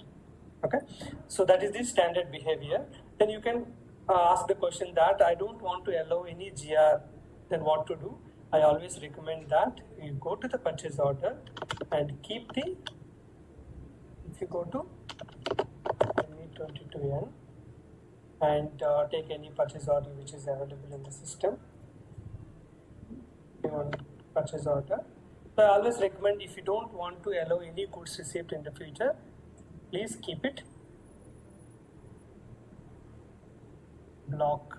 Okay, keep the block indicator so that system will not allow you to do any goods receipt in the future. You can ask like, why can't you keep a delete? Because delete will have a multiple kind of a controls, like GR, IR should be same. And also if you keep the deletion flag, if there is any archival process happening in the system, this PO will be archived. So if you keep the block indicator, whenever you want, you can unblock again. And also if there is any archive process happen, this PO will not be considered. Because to archive a purchase order, the prerequisite is you should keep the deletion flag. So I recommend this one if you want to stop the PO for any GR, IR in the future. So I'm going to provide a few details. Then what is the benefit of delivery complete indicator? You can see here that two things. Once you keep the delivery complete indicator, PO will be disappeared from the stock requirement list. I think most of you are aware about MD04. MD04, where you can see the stock requirement list. A material, how much stock is available, what are the purchase orders created, and what are the outbound deliveries or sales orders, all the information you can see in MD04. So in that MD04, the purchase order which has delivery complete indicator will be disappeared. It means you close the PO and you are not expecting any quantity from that PO, so that it will be removed from the stock requirement list. So during MRP run, if you have any shortage of stock, system will create a new purchase requisition, but it won't consider the purchase order which has delivery complete indicator. That's the main significance. Second significance, you know that in ME2N we have a parameter W101. So whenever you run the purchase order open PO report, this PO will not be visible in the open PO because you put the delivery complete indicator.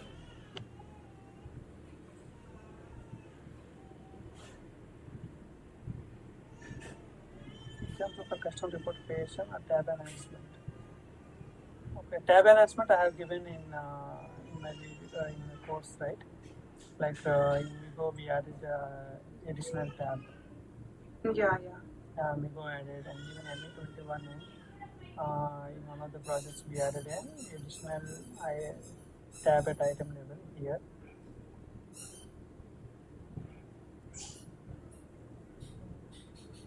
At item level,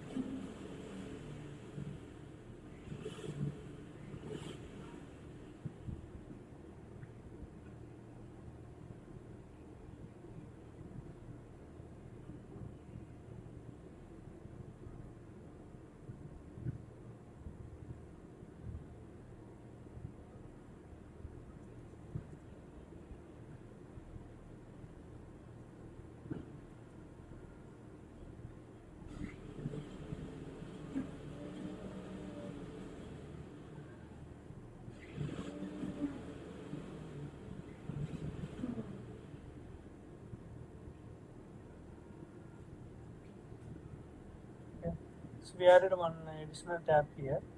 Okay, so it has a old PO number. Okay, so the total quantity as of now, how much you purchased from the vendor. So those fields we added. So as a function consultant, you tell that one we need a one tab which will have a 5 fields or 6 fields. Last PO number, last PO date, total PO quantity, as of now how much you ordered from this supplier. So the logic we will give. Total quantity you can get from EKPO table. First you get from EKKO all the purchase orders, then pass all the POs into EKPO and get the total quantity. You need to include that material because it's item level, right? So that material need to be included in EKPO to get the quantity. So last PO number, pass that material and the supplier, everything in EKPO tables, you will get the latest PO number. The PO date you get from the EKPO table. So the logic we will give it. To add a tab, he will utilize any screen exit or module code, whatever is compatible and suitable for that, he will utilize that. Okay. They will take care about them. Sometimes what happens, the tab may not be visible if there is some additional tab comes. So suddenly after PO, purchase order history, one additional tab will come, right? Okay. PO history. Remaining all will be there, PO history will come. And if it is a STO, you will get shipping and purchase order history. 2 extra tabs will come. Okay, shipping tab, purchase order history. So when extra tab comes, this may not be visible. Sometimes the poor coding or immature coding, sometimes you may make some, those things can happen. That's why as a function consultant, our responsibility to test properly also. Okay, what are the different possible POs you need to test it? Okay, so those things will do, he will verify it. You have to prepare the fields and whether it is display field, editable field, okay? Those things and all you need to input. Is it clear? Yeah. Report means it's like just Sometimes we cannot get the details directly from the tables, right? Like for example, text details and all. Then you have to go for SE37 function module. Okay, so if you're not getting properly table, then you have to use Google, okay, to verify any SAP standard articles, okay, to get the answer and all. Sometimes function module, most of the places table, 2-3 table. That function module also we have to find out and give it to the adapter, right? Or the adapter can have an idea. You have to get that. So reports, I think I already mentioned. You have to give your input and output. Okay, I gave that samples also in my videos, in the development videos. Input, what are the fields you want to give output and all, but I will tell you only the one thing. You can prepare a table like this. Field description, field name, data element, data type, length, project. You can prepare one table like this for all of your fields. So, for example, document date. Your document date. Okay? What is your document date? For all these kind of things, always use S11, so you can see everything. PPKO. So where is the document date?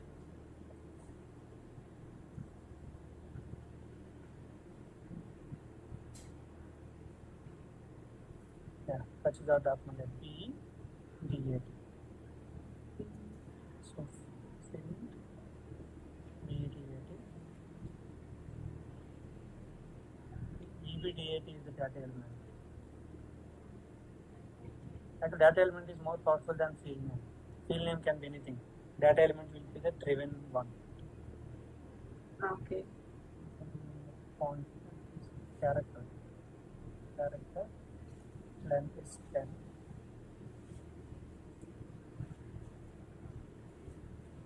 Oh, so date, right?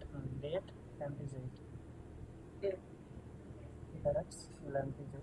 How do you give the logic? You can give it like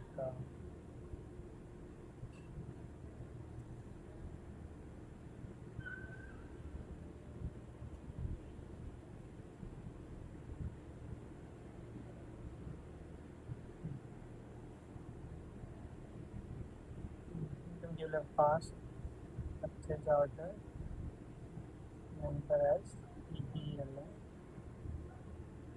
and company code as DKRS, DKKO, and get the PO document there.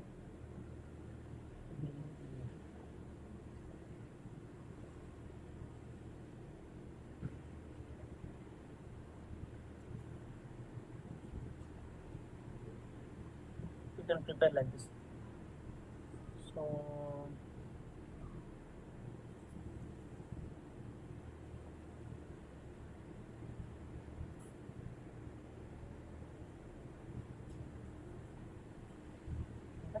this is for the logic to evaporate. So input and out, those things I already given in my things and all. So you need to give like input fields and output fields. LP word document.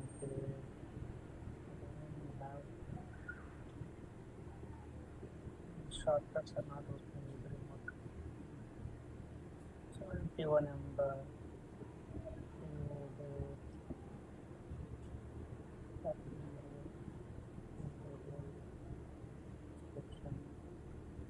whatever you already have that all the fields, you can put it like this. No? So this is the output, how the output looks like.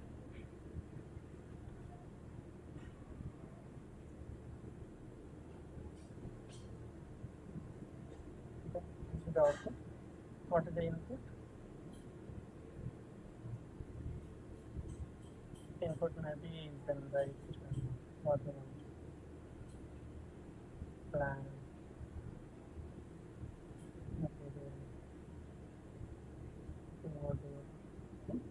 So few things you can give like. So from SAP also you can copy or else you can put it color.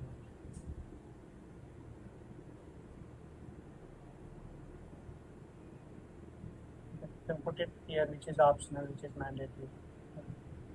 Even if you put when you're talking this one, here you can give one more also.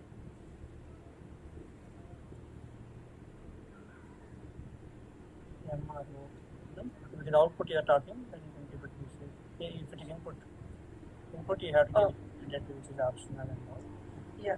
So if it is output, everything is mandatory. So those things we can keep it here, which is mandatory, which is optional, which are multiple, which are single entry. Okay, that also multiple entry, single entry. Those things also we have to input. Especially for input, you need to take that additional care. Okay. Yeah. That is mandatory. Yeah, there is the range.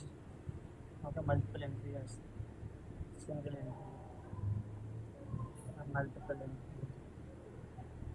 Do we have any standard templates like for the functional specifications also?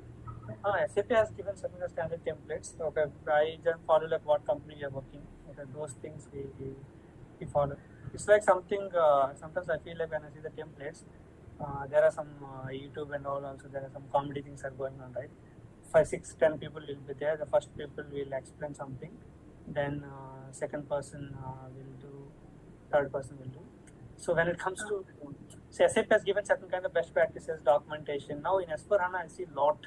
ECC not that much, I believe.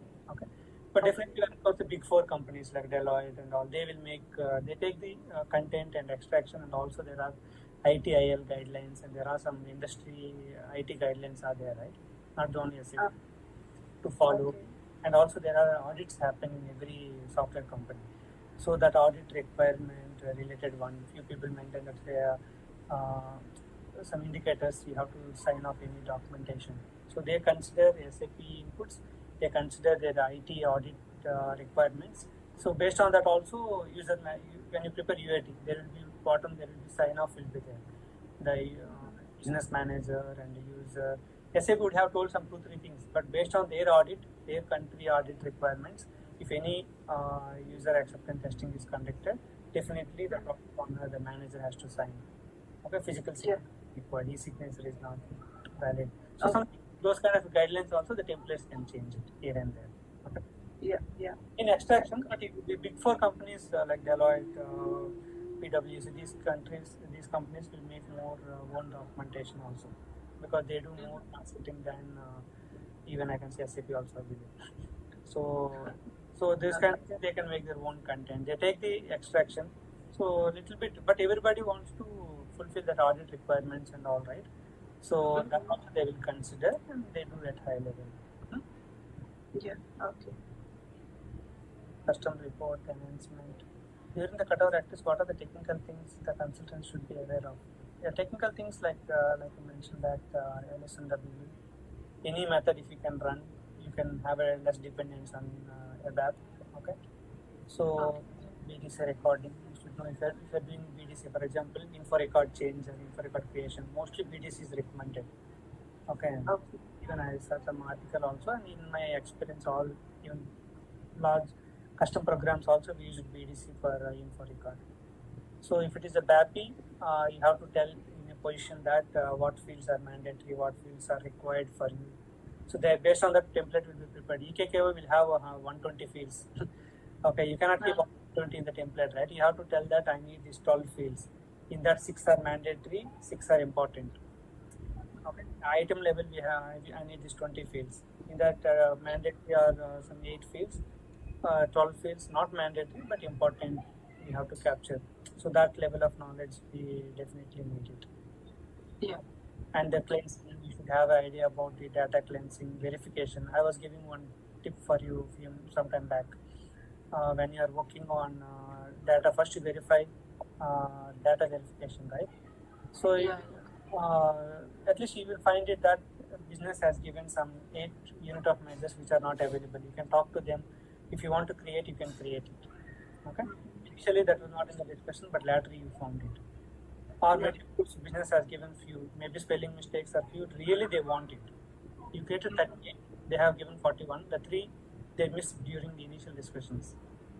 Yeah. You discuss with them, yes, we want it. Then you have to create the 3 in the system. Okay. Not every time when you verify something wrong, something different data, it's not changing by business. Sometimes you have to create in your config also. Sometimes by mistake they create it and they will change it. And all description you can put one Excel sheet we have, right? Duplicate entries. Yeah. Excel sheet. You found some 25 entries are duplicate description. Send the 25 to business and review and send to me. I So think not this is by, also good one. Otherwise, Data. Yeah. Okay. So During the data validation, if we find new purchasing groups or something, then again we have to go back and do the configuration again. So that is also one of the challenge. These are all coming by experience. Whatever I'm giving, you don't get from the Google. Okay, you don't. These are all from experience and all the valid points. This is like I'm giving something. That's why if you watch one of my videos, interview tips by Ganesh Padala, around 8 minutes video, I gave few. You can do 30 to 40% interview without knowing any questions from the business and all common questions. Okay, so like that, if you know these things, you are able to. You already get few panic moments, few sudden issues, few unresolved taking time issues. Okay, but at least these things. So you are already reviewing properly. So while uploading 20,000 materials, you got some 700 issues, extract, check issue and all. At least duplicate descriptions, missing material groups, missing unit of measures, and missing profit centers. These all, if you sort it out before uploading, you will get only 1 or 2, 3 issues which you are really couldn't imagine and couldn't encounter. Okay. Yeah. So descriptions, if you find it well in advance by using our Excel sheet, right? I think in my Excel videos also I provided it. Okay. Yeah, I think by using the length, condition formatting, duplicate values. Okay. For example, if you give description, so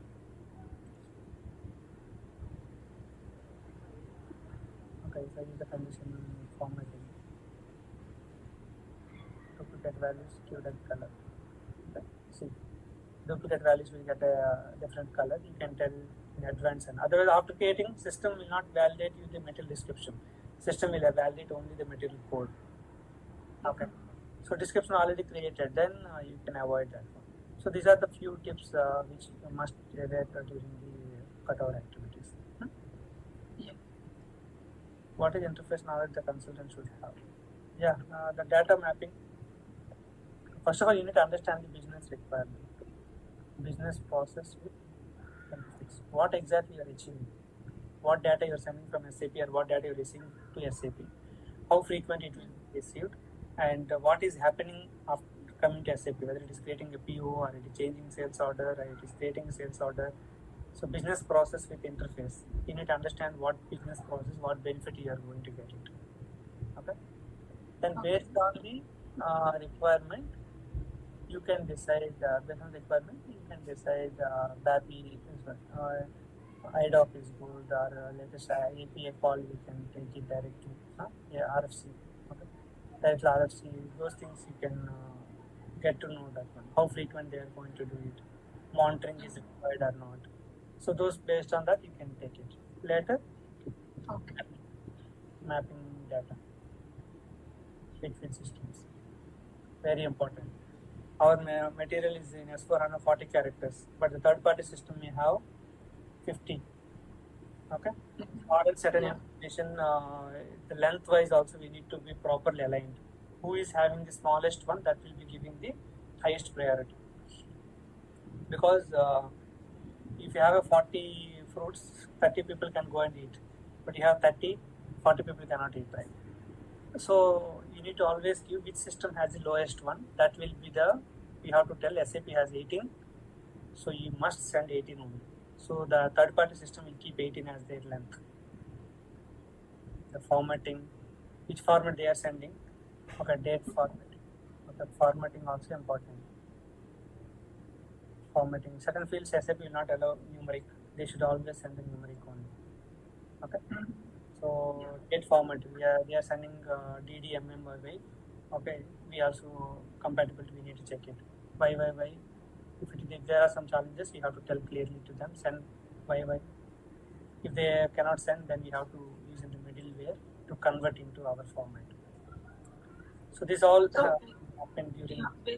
basically the consultant, we do the partner profile configurations, right? Apart from that, if you are working on IDOC, you will prepare partner profile configuration and maintain that output mode usage, all that W20 things you do it, and the Excel sheet with the mapping file. You would have seen my sample mapping file, right? So where we prepare SAP field description, length, data type, quantity or currency, whatever the data, and third party also will fill the same actions with their fields. We call material, they call part, we call plant, they call site. So whatever, that mapping also we do it. The lengths also should be proper. So no one should send the maximum one. If SAP says 18 character ECC in the max one, they should send 18 only. If they send 19, 20, 25. Okay. So these kind of discussions initially will happen during every development. There the consultant will involve along with the third party system consultant and also the middleware. Wherever they have certain kind of considerations, that considerations also we take it to handle such a way.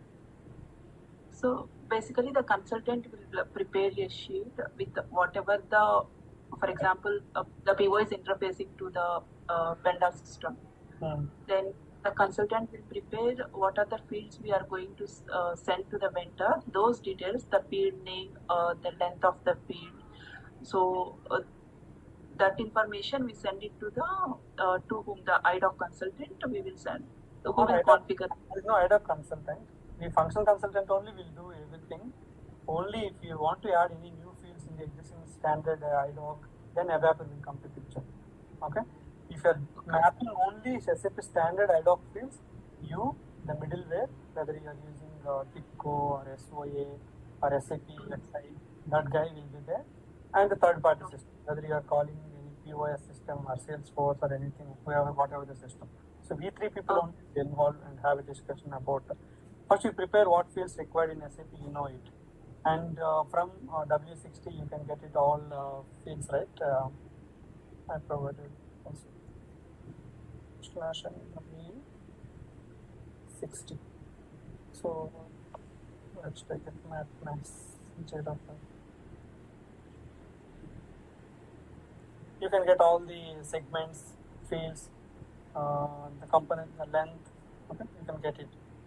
Minimum and max, but okay, whether it's what kind of data, all those things you can fill it. Then invite for a meeting for the third party one. You both fill, we can map it. If you have any challenges that one, some data is extra, then we need to think about how to do the trimming. Okay. There's the company also certain kind of unit of measure 3 is the maximum. Okay, alphanumeric is allowed. So these are certain kind of guidelines will be, all the systems will be following. If third party system is new and they don't have proper validation, sometimes we may face issues that they may send some wrong data. If you're not spending enough time in initial design of mapping, right, you will get issues in UAT. Okay. In UAT, if you're not able to test all scenarios, maybe 2-3 scenarios is overlooked or else business didn't highlight or you didn't focus, then you will get into go live time. Because that kind of a PO they may create once in a while. Okay. Even for example, I will tell you that one. So they always have 5 vendors, exchange rate, everything maintained, 5 countries, but rarely they have certain kind of a 6th country. They ordered, we got some exchange rate issue, not maintained, but not focused on that. Or sometimes same country will have a currency, common currency, they may use it. Euro will be used by Europe countries. Sometimes they may create with their own France, if they have any other local currency also if they have. Okay, few Europe countries have their own currency also, right? Okay, Swiss has their own currency. So these kind of things, initial discussions are not well done or consultant missed or business missed. Those things will be hitting with UAT. UAT hitting is somewhat okay, but go live hitting is a little hard. Okay. Yeah.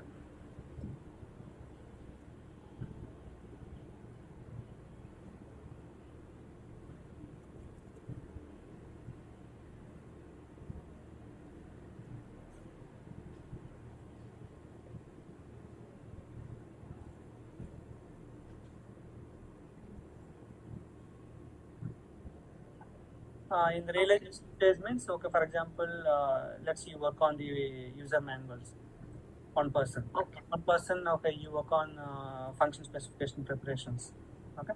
So you start, later we will segregate. We have total 20 FS. Okay, let's say you write 10 FS, and this person is working on some config and those things. So you give 5 FS to him and 5 FS to me. Okay. So if you're not comfortable much in the interfaces, let me take care about interface. You work on the forms.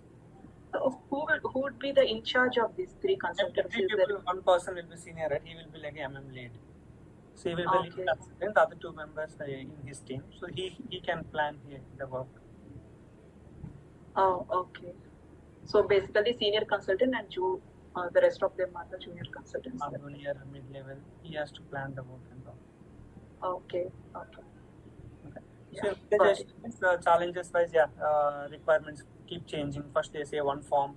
After you give this one, they will ask them to add 2-3 more fields in that. Initially they say portrait, later they say landscape. Okay, and sometimes font size related things. But these are all based on experience. If you ask all questions during form discussions, you can reduce the 10 to 20%. You can reduce to 10 to 20%. That's how experience makes impact, because I know all these paintings in the earlier project, so I keep all the questions in the initial meeting itself. So I come to at least 70 to 80%. We will never come to 100% in the first shot. Okay. So those kind of challenges, like always requirement gathering, not fully it will come, or else the way of understanding differences, we need to have the communication gap, we need to reduce. Business may not think about each scenario what they do every day. Okay, they may mostly on the everyday transactions, but not rare cases. They may miss it. Okay. And unit testing, we ask them to practice, but they don't do practice well, because they say like busy with the operation today. We have urgent shipment. I was busy, so I didn't practice much. So they may forget what they are not practicing. Tomorrow they will ask a similar kind of questions. Okay. So and we ask them to, can you get all possible scenarios in this one? Can you take the real scenarios? You practice with the real scenarios. So these kind of challenges we get it. Of course, during development, if there is something complex interfaces or complex requirement which may have impact on other areas, we need to understand that if I implement this one, will there any impact on other process? Okay. Someone asks you to directly make this field as a mandatory in the purchasing document type. You need to see that document type is being used by any other companies. Okay. Any impact to other process.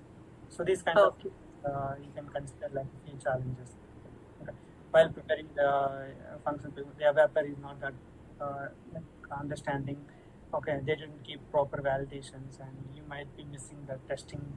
Okay, you may not test all the cases. Okay, sometimes when you work on the forms, you may not test that all the digits, but he has to keep that 13 quantity, but he didn't keep because of space or something. Then it will happen. Actually, isn't it our responsibility to do the testing for the any form developments or enhancements? Isn't it the consultant's responsibility to do that? Very few companies only they keep a testing department separately, but in my experience, mostly config testing both I only did it. And few big companies they have a testing team. They just configure a development. They'll send a mail to the testing team to do it. So the testing all do all the testing test cases they run and they share the results. Okay. So testing team means SAP testing team separately. There will be a separate testing team. They just do what we do testing. Go to ME21 and create a PO until it is successfully created. Or we go those things only they do it. Okay. Yeah. Okay. Yeah. So these are the ABAP related key challenges you can highlight. And scenarios, understanding the communication differences can one thing. Okay. And the users are not giving more focus to practice and to think about all possible scenarios. Okay, because they are also not able to think. So you cannot say something until you are well experienced and having good command. Okay, if I ask you how to do this route, you may generic way you can tell, but you need to really give a proper way to the person. Then only the person can plan a better way. whether you are doing an event, whether you are doing a process, whether you are going to some place or you are going for a vacation plan. Okay, so how better you have a command and how better analyze you do it, so you will have a smooth one. Otherwise, you will have some hurdles. Suddenly, you didn't know that one about the traffic. Okay, everyone say like 1 hour is enough, but the city, 1 hour is enough for Singapore. The same 1 hour if you plan for Jakarta or Philippines, then gone. So these kind of things we need to have that understanding. Everywhere you cannot apply the same logic. Okay, you have to think about their topic, their what kind of community they have, and how fast their immigration. Okay, so an example, the generic statements are not applicable for everywhere. Yeah, it varies from business to business.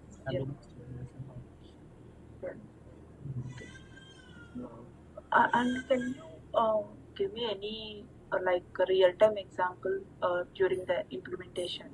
Not implementation. Let's go Develop examples. We'll finish this one. And in final preparation, what kind of challenges means the data. So business, how from the day one or at least from the realization UAT time onwards, we keep asking their data, get all of your materials, do the cleansing properly, don't give the duplicate materials. If you are having materials which are not being used for last 2 years or 3 years, please remove. You don't have to give to currently now because you are not inactive materials, right? Why do you make them in your system?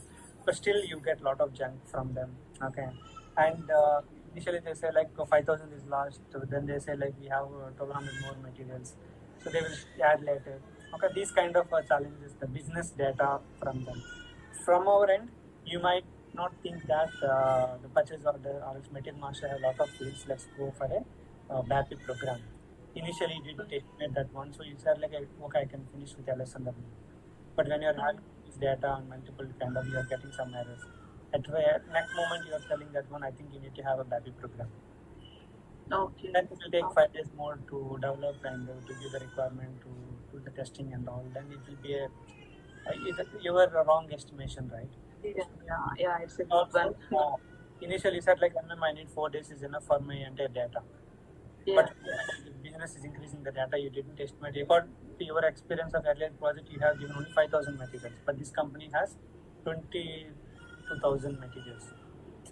So you also should be matured to understand the generic statements, generic points are only applicable for training, not for consulting. Okay. So these challenges you can. LSMW, is there any limitation? How many records? Limitation wise, okay, but only thing is when you are going more fields, if you are using recording method, you will face few challenges sometimes.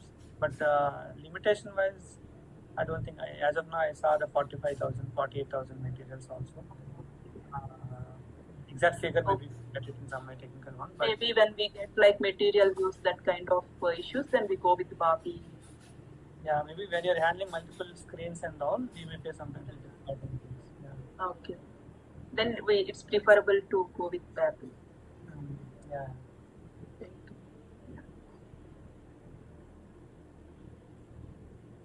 Okay. So next, MTP means sequence. So UAT challenges means users will suddenly they introduce a new scenario, then they will get other. You didn't capture the configuration or you didn't handle them in the program. Okay, initially serial numbers are always 12. So you said like the SAP is giving serial number as 18, so you need to give a compatibility to handle till 18. Business says always 12, so you also made it as a 12. But suddenly they on 13. They said like recently one factory is giving 13 serial. So always go with SAP standard field. So you can say like if they say 19, you can say it's not possible. We need to handle the trimming or something. Okay. So those kind of things you can do it, like you can highlight as what are the different challenges we face it during UAT. Okay. Yeah. Got it. So the next one is the cutover. Like I mentioned that the proper planning wise and the UAT time. So new scenarios, editions.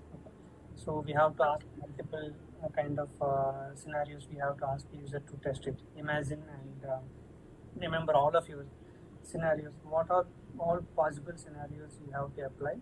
Okay, so that we can get the issue, we can fix it now itself. Otherwise, it will be we have to find during go live means it will be a panic situation and we have to run for everything. Right now, we have luxury time to have fix.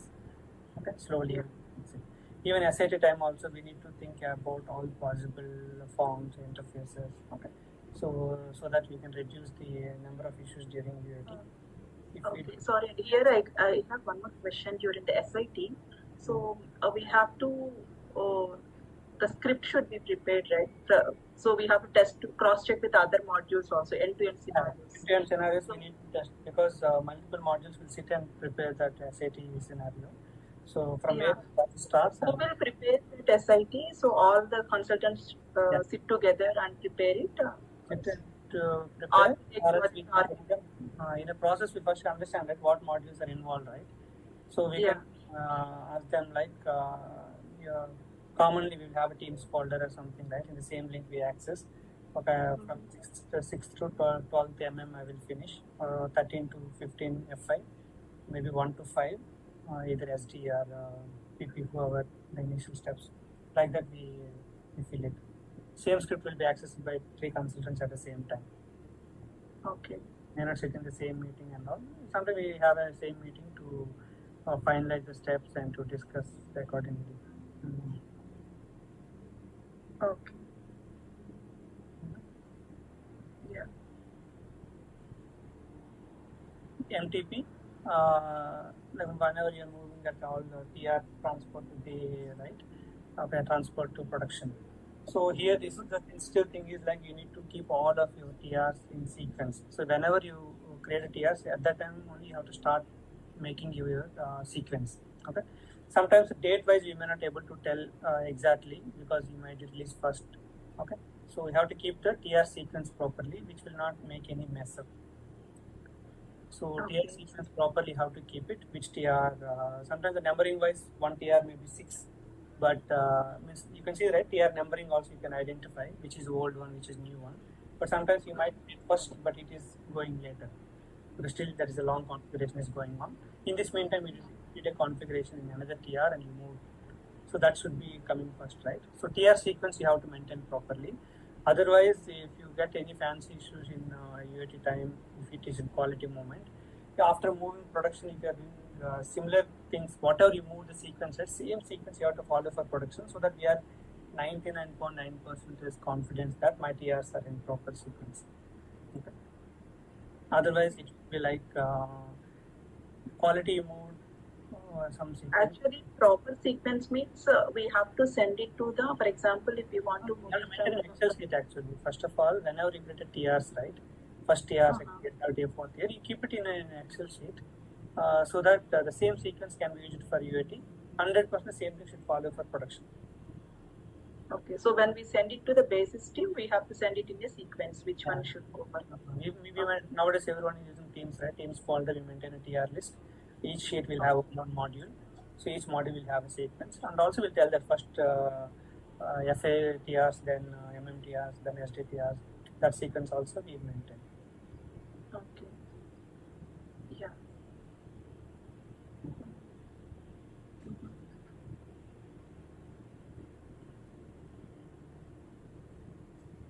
Then cutover activities, cutover, just now mentioning about the data cleansing, everything need to be done properly. Okay, when you are, before uploading, if you are uploading material master, ensure that all material groups which are given by user are available in our SAP standard table or not. Okay, so for example, business has given some data, you need to check that all the material groups, P0, 24 purchase groups, P0, 23 material groups. Okay, so you need to give all the material groups in this list and check VLOOKUP. For example, they have a unique material groups of 38. Here also 38 unit of measures, because these are all validation, right? Except material, I think most of things are pre-configured or available in the system, so you cannot do whatever you want. So unit of measure. What is the benefit of doing this pre-checking? So at least you, after you upload 25,000 you uploaded, then 750 failures. Then finding the 750, if your unit of measurements missing your material groups is wrong, or they want to give something material group consumable, okay, because of consumables, okay, because of spelling, what you put it, Yeah. okay, but with your our confidence or user our confidence, they give a consumable spelling, good spelling, okay. So it is wrong, they give 10 characters. So these kind of checks you can do. Few things, maybe one or two issues you may get it. Material groups table verification, unit of measure table verification, purchase groups verification, valuation classes verification, profit centers verification. These are all, if you do properly, then you can reduce that number of issues. Okay. So these are all challenges, like business will not provide you some copy data. Sometimes they may use some VLOOKUP or some copy. They drag some copy formula, but they drag the values also. Yeah. Minimizing is something helpful. Okay, so cut over activities, yeah, and the data upload, you need to estimate that one. When you're uploading 45,000, you will keep it in the background mode, right? So without background mode, keeping, if you want to run in online mode to resolve issue on online, you know, right, in the enter field, you will keep some bold or something, and we keep waiting. Any error we fix in online, okay. So what is the benefit if you are doing run background, then all 700, 600 failures will be there, and you need to extract the 700 failures and find out in Excel sheet and correct it. Sometimes in online means you will immediately find it, you fix it. Okay, if you are not able, you don't have a proper idea about the data, then that one you can skip it and go to the next entry. So you have to estimate that initially that 40,000 materials in your earlier experience, you 4,000 or 5,000 only uploaded. So for 4 hours, 3 hours it took for you, or 2 hours it took for you. Okay, so you give that one, half day is enough for me. But when it comes 45,000, still it is going, and info record data is waiting for you. And based on your info record data, the purchase order is planned in the night or next day morning. But metal mass is running till 7 o'clock, 7 p.m. Okay. So this kind of something experience can give that one, and also little smartness also. Okay, so these kind of challenges you can definitely, you can watch the video again, you can write down a good points, and you can also send to me. I told many things. Okay, because of the experience recently. Currently, always you involved in the projects. Okay, implementation also you would have seen it. I think around 6 to 7 implementations I was working for MM and WM.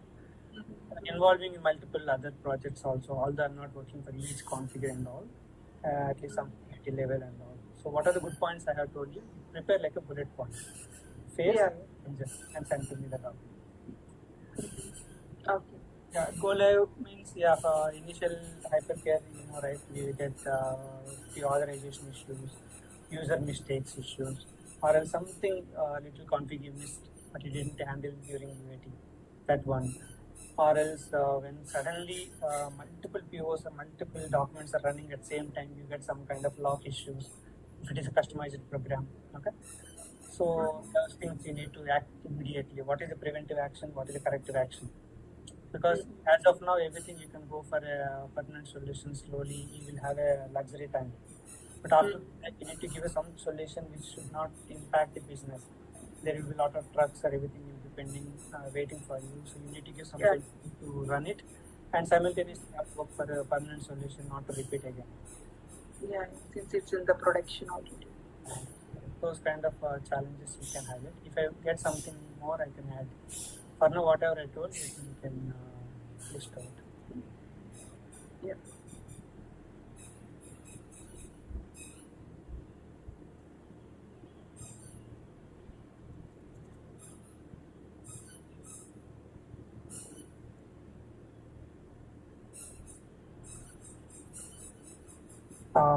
You know, right? We have an option in purchase order to update the price.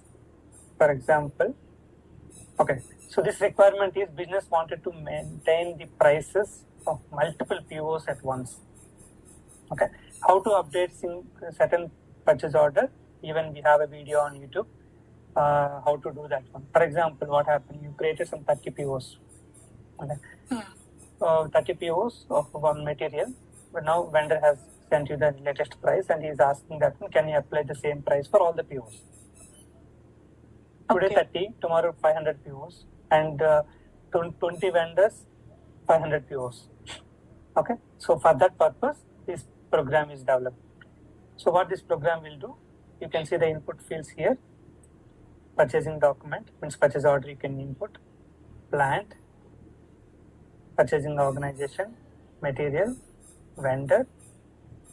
Based on the PO delivery date, you can filter the POs, and PAR change date. So you can consider which PAR data you wanted to get it, because PAR can have two different data also, right? For example, from January 1st, 2023 to till October 31st, 2023. One price is there. November 1st onwards, another price is there. Which price you wanted to have it. Okay. So like that you can filter. And here mainly PAR change date means which change data you wanted to extract it. For example, November 30 you have given, system will get it. Any changes happen there today, that prices it will fetch it. Okay. So what is happening in the backend? It will collect, for example, based on the input criteria, you got some 220 purchase orders. For all the 220 purchase orders, the program will run. We use SAP PO change. Okay. This SAP is used to change the PO.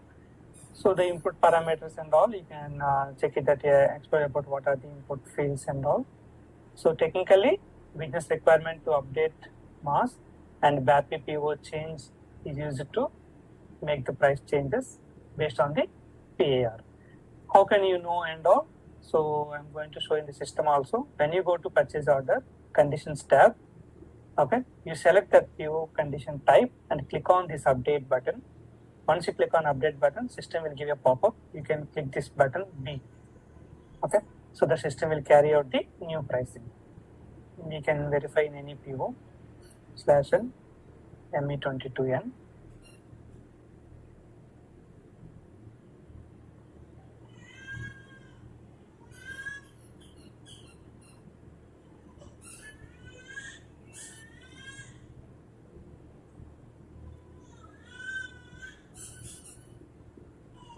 Okay, so conditions, okay. Someone's PO doesn't have anything.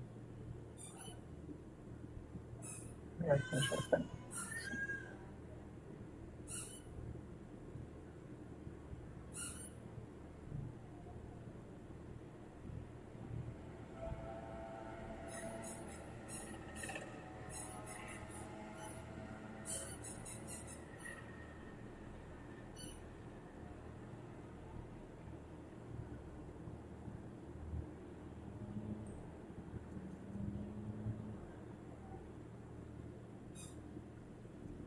Okay, not much data here.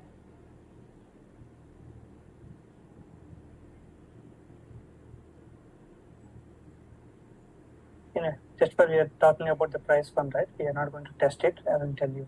This is the update button. Okay, let us select the condition type, which price you want to update, and click on update. When you click on update button, system will get it. This is a PBXX, so you are not getting that price one. So let me get it any valid purchase order.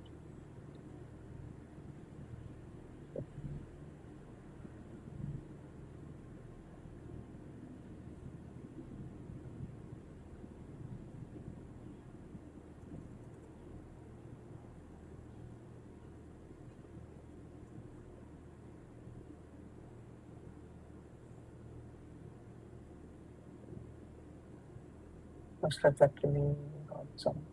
So maybe the one no one is using info record.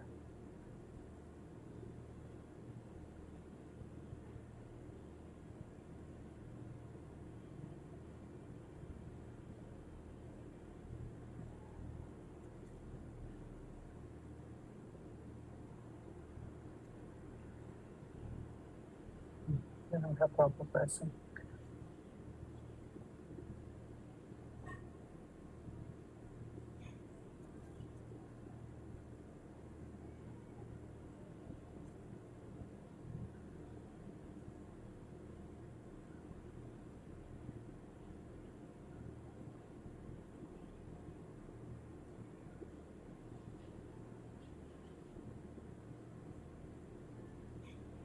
Okay. Actually, we got some PB00. So, PB00, and when you click on update, right, system will get this option, carry out new pricing. Okay. So when you click on carry out new pricing, if there is any price changes happen, system will get automatically the price details. So now what we do here,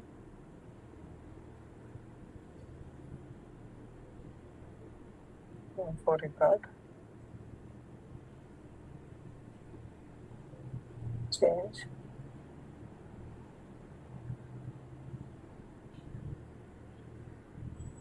and many of the people who are practicing, they don't have proper pricing procedure knowledge and all, right?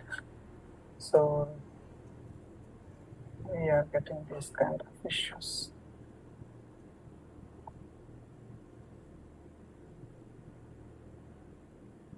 Z PB00. PB00.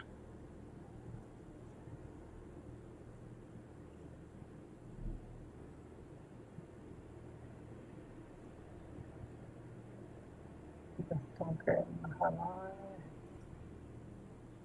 PRCD underscore ENEMENTS document condition PB00.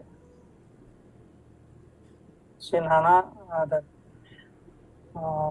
this table, right, pricing elements new table, it replaced the KONB table. Okay. So these are the document conditions. We'll take few conditions, Control C, then we go to VKKO table, and there is document condition.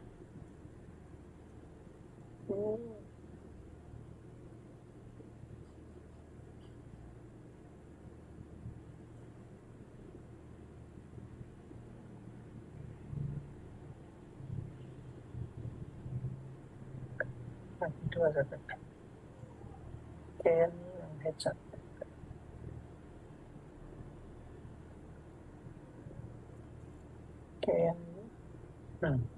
Document KNMV. Okay, I'm passing that all the document condition. I'm going with reverse method. Understand that how I'm trying? I'm trying to get from the low level to high level. So we got some purchase order /O ME23N and give the purchase order number. Okay, conditions will have a PB00 and I want to go to info record. We already have a video actually on this. Go to conditions.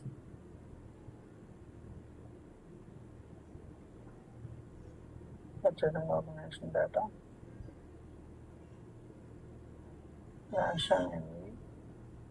Looks like they have removed the purchase organization.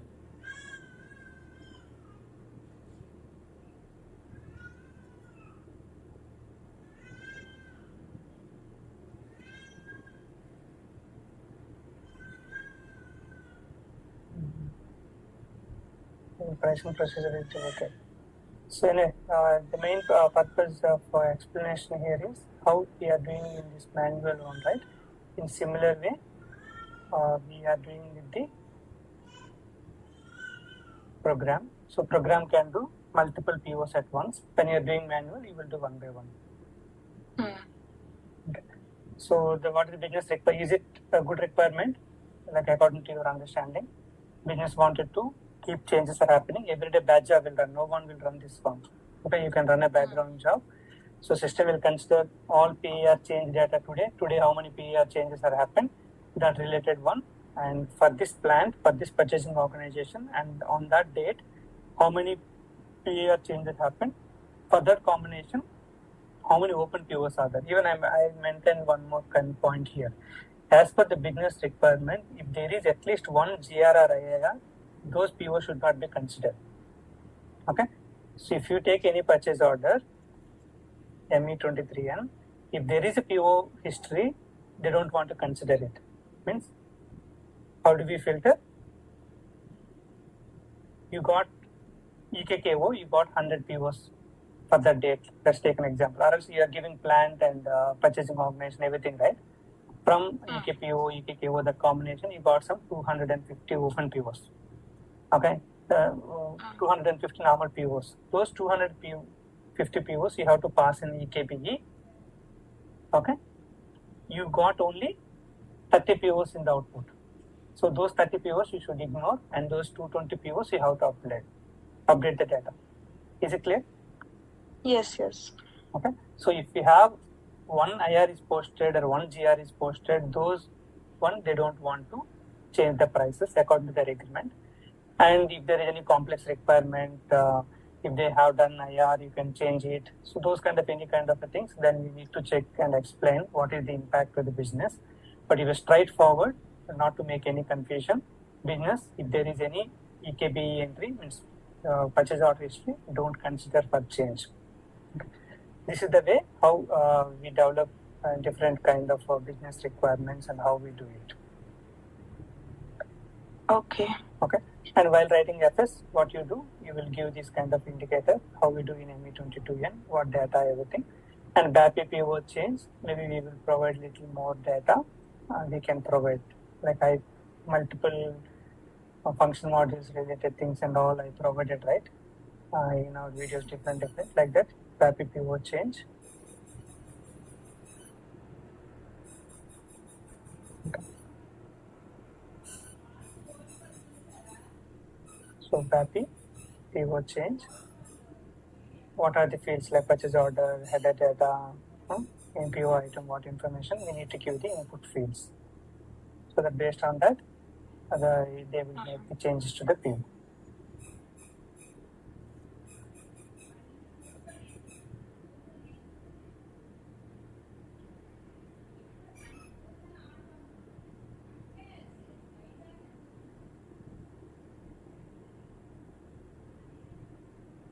Hi, good morning everyone. So in this course, I'm going to tell you about how do you plan your preparation. For example, you have taken a demo server and you are watching videos or else any trainer you are learning, but you have to imagine that what you are doing exactly. Okay, so you have to imagine your company and what you are going to do, what are the activities you are going to do. So that kind of imagination is definitely required. So I'm going to give you some insight more into procurement, inventory, warehouse, and also I will touch some part of sales. I may not talk too much about finance, but whatever is required, we can take it. So first of all, you can imagine that you are in let's take it, one company.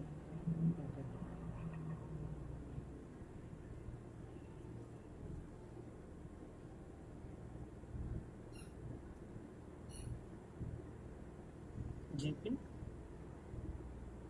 group of companies, that are GP, group of companies.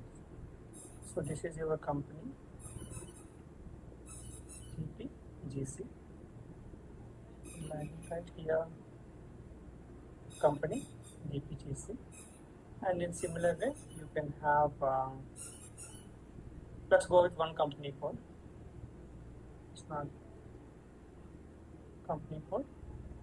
You can go with the same one, or else GP group of companies. So you may have a multiple like GPG1, or else if you don't want to have a number, GPG company or GPCC, whatever, any kind of one naming we can allocate for that.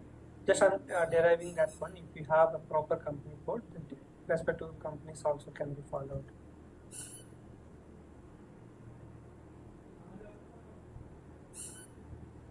Let's go with the GP00. So this is the company code, and this is the company. Maybe you can have a similar one chart of accounts. So mostly you can use here an MM consultant or SD consultant or warehouse consultant, EWM consultant. So let's use as it is whatever is available, chart of accounts and the GL account related things. You don't have to play much to avoid lot of unnecessary issues which you may not be able to handle. Okay, so let's go with the chart of accounts also. GPC. Let's give a different color. It will be a more colorful because we will try to segregate each data based on the different things. So one chart of account, company and company code. So under that umbrella, we are going to have just 2 plans are enough. Maybe we can go for one purchasing organization. We are going with a company specific purchasing process. So company specific purchasing process, we are going to give purchasing organization GP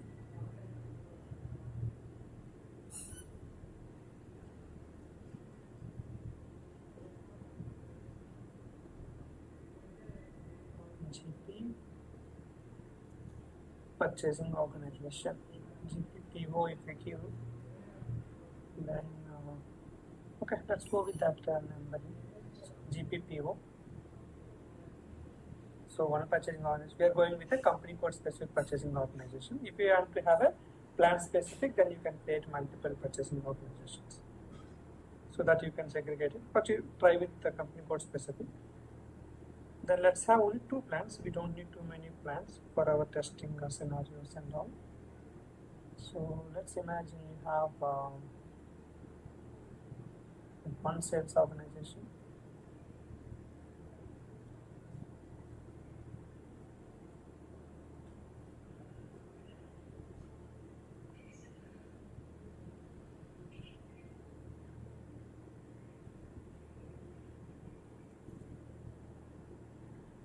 Sales organization.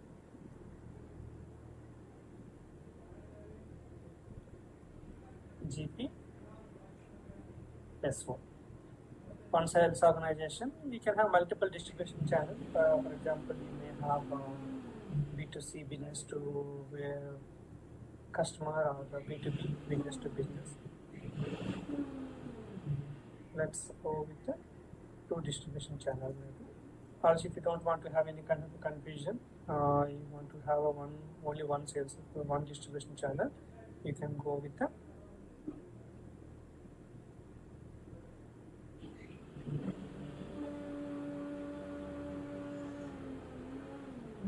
distribution channel GP. Okay. Also, you can go with the numbering. If you just want G1, G2, like this also you can go for it. So let's go with some kind of light color so that the number will be visible. So one chart of account, one company code, one purchasing organization. You may have a credit control area, one credit control area. Okay. So that also can just put it. But like I mentioned, it's not, you don't have to too much focus because my understanding is my audience are mostly into supply chain management. So let's try to use as much as standard things for your idea setup in the sandbox. Or else you can take a help of any of your finance consultant help to make certain kind of additional configs and all. That also could be a good idea.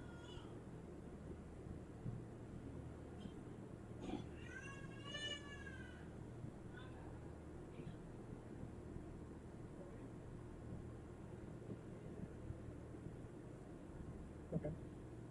So now we are going to see the distribution channel. I am going to highlight the modules also. Which module and all, that also will give you a good idea.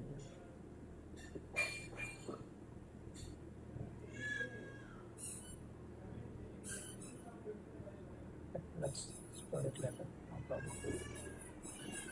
So you may get a doubt who will create in real time and all, right? So let's go with the module for everything.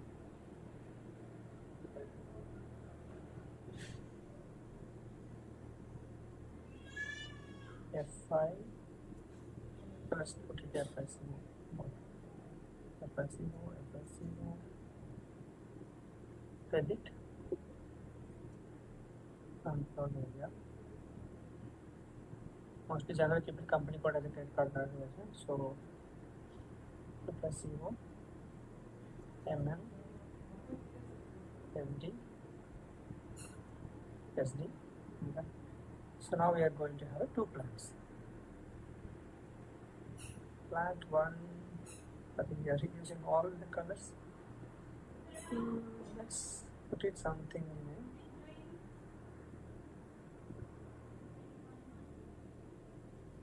Plant 1 and plant 2. One box. Let's remove one box to make it equal.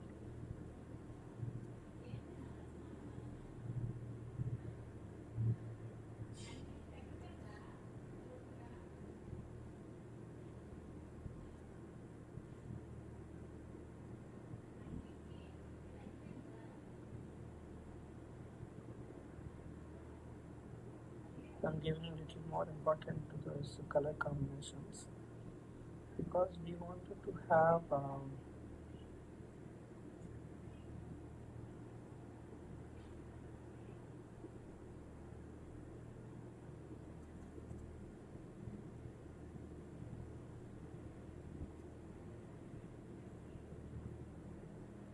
so we want to have two plants.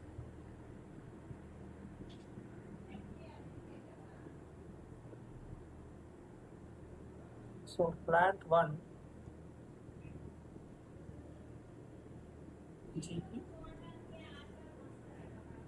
GP01, plant 2 GP. You can spend time and make like this so that you will maintain the same Excel sheet when you are practicing, so that you can imagine what is happening, what are the different things are happening. All those things you are going to get a good clarity. Now we are going to put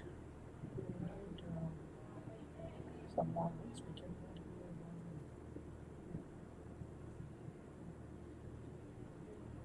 so plant will be created by MM consultant.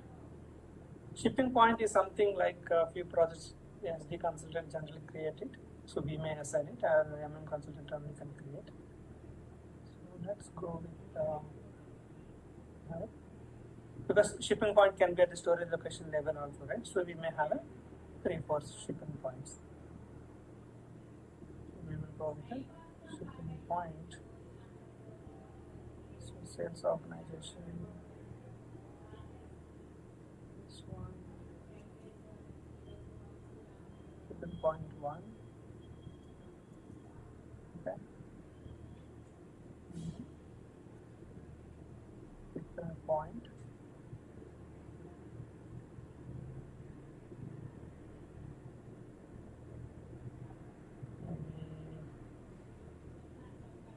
GSP1, GSP2.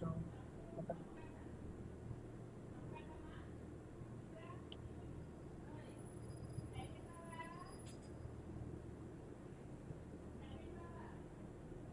Shipping point, GSP1.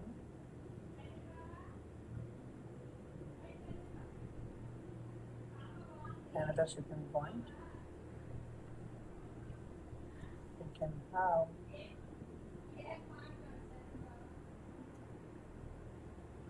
shipping point.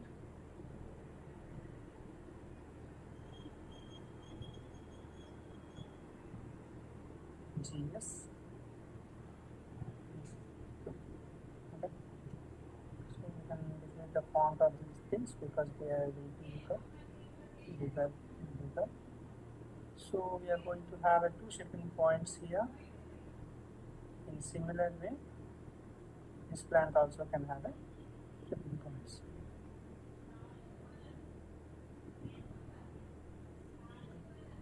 So this also can have any kind of a name.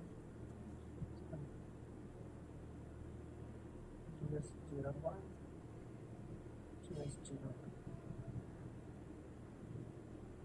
So these all namings and all just for identification only. So if you are having governance from the solution architect or CEO in Center of Excellence team, that we can follow the naming, like for example, GP01 is a plant, then you can have a shipping point is something linked to the plant. Then you can have last 3 digits. Okay. So you may have I can suggest you that you can have the last P011 or P022 or P012. Same way. P021 and P02. So whatever, based on the different names, the last 3 digits of the plant and the running number. So if you're following like that, otherwise in the plant code, anything, whatever. But finally, you need to understand that shipping points, why we have multiple shipping points. You may have too many shipping points. Based on the storage location also can be different shipping points are possible. Shipping point generally created by SD or MM. So just to avoid the controversy, I will put it MM or SD. You can decide who is going to create it. The shipping point will be used by both. MM will use for receiving and SD will use for their shipping determination during the sales process. So this is the way you have a shipping points and 2 plants you created and 2 shipping points. Okay, then you can go for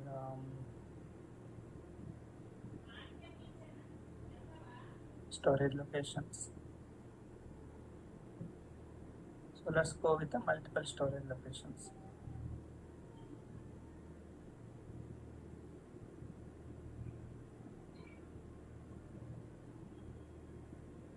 So this,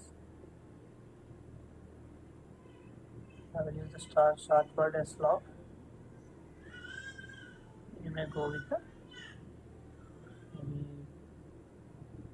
page 01 models based on the nomenclature like finishing codes, okay, raw material, FG01.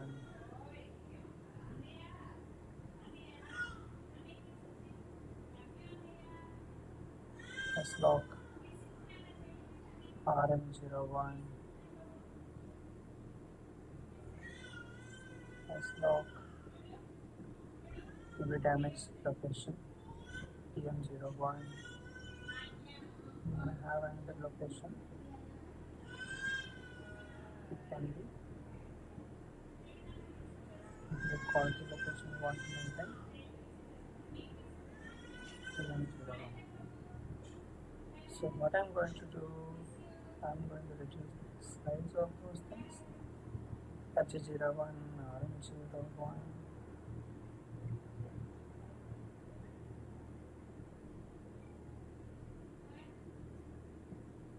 For this one, will give a little bit big.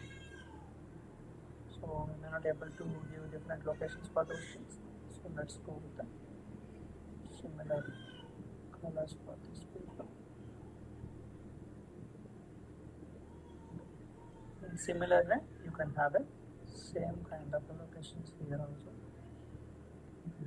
So storage location can be same for under the same plant. So now we almost come to that one, and now we have this material ledger, right? So material ledger related configuration and all in S/4HANA you will do it, but at org structure wise, you can build your own org structure, which is like this. So purchase group is not kind of an organizational element, but that is also part of which is not assigned to anyone. If you see, all of these things are interlinked to one to other. You assign the plan to sales organization and plan to distribution channel, okay, sales area. You will have multiple things like sales area, sales office. So these all things are going to have multiple things. Okay, so even they have a sales area, SD consultant, but they may go with multiple sales areas. Maybe they may have sales area, GPS1, sales area.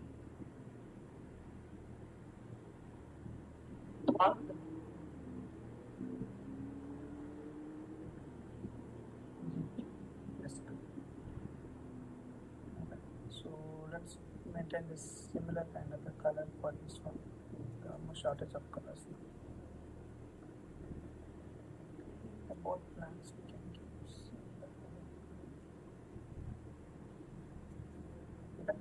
So this is the way how you can derive your things. We almost came to end, and just for our happiness, I'm going to add it. Purchase. Purchase group. This is the one. Reduce it. Yeah, purchase group is 01. 02. Whatever time you are going to spend to make it right, it may take 2 hours or 3 hours or 4 hours of time. You may feel why I'm doing this much in Excel sheet, but you don't know the value of this Excel sheet. Because you are going to imagine the scenarios, you can prepare it. Okay, I'm going to explain that point.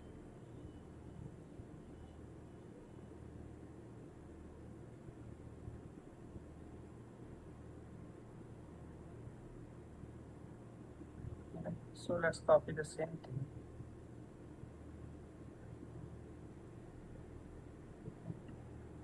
But all are on the same company code, and you can just follow the number. 305. This is 4, 5, 6, 7, and 8. Okay. So you have a total 8 purchase groups, or a few purchase groups are working for this plant, and a few purchase groups are working for the other plant. So the purchase groups are at the client level, so we cannot repeat that code again and again, like this storage location and all. Storage location is under a plant, so you can repeat that location, still it is okay. So if you want to have a clear picture kind of a thing, then that also you can plan it. Okay. So FC11, FC12, FC11, RM11, PM11, FC21, RM21. Because I am living like this, you may have 2 FC locations, 2 quality locations in the same plant. That's possible, right?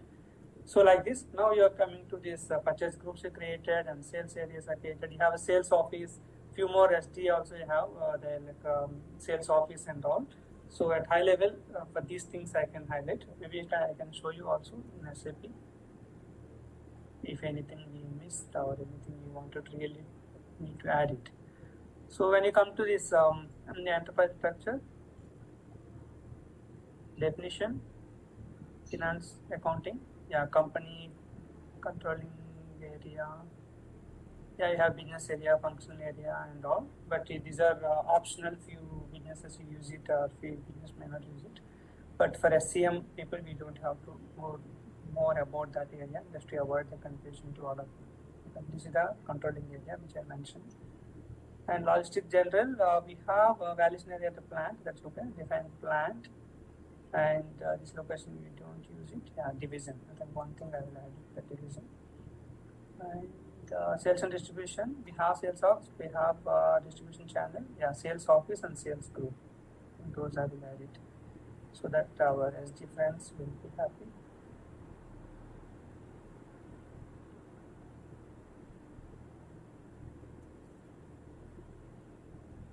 We can have sales office.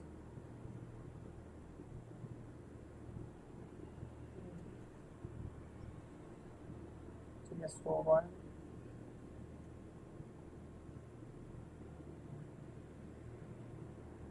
Yes, okay. Sales office, and even you can have a sales group.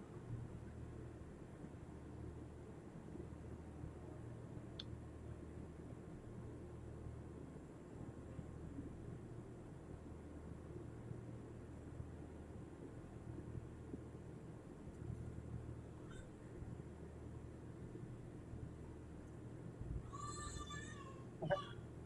So I think that could be fine for now.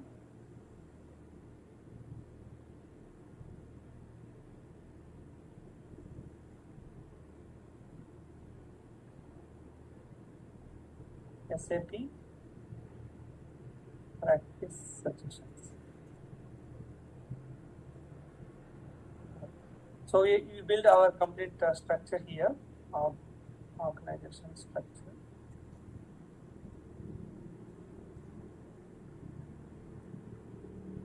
Sales flow, binding, material management.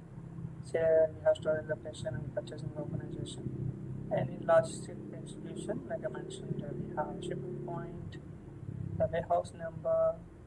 Okay, so let's add the warehouse number here.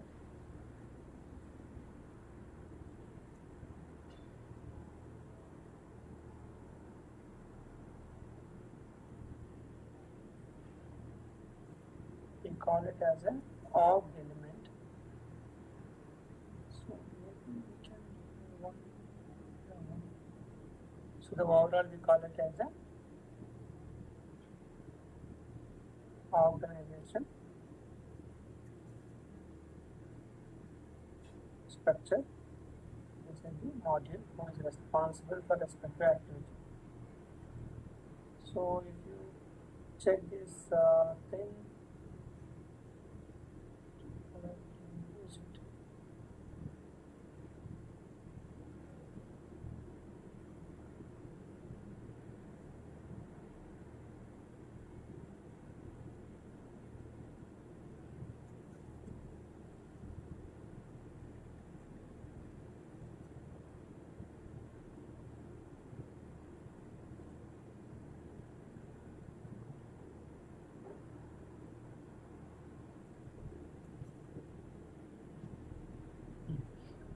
Okay, so this is the module and organization structure. We have these modules and all. So we are going to have warehouse management. We may have so all storage locations are into one warehouse. We can consider one plant, one warehouse. We can copy this warehouse management.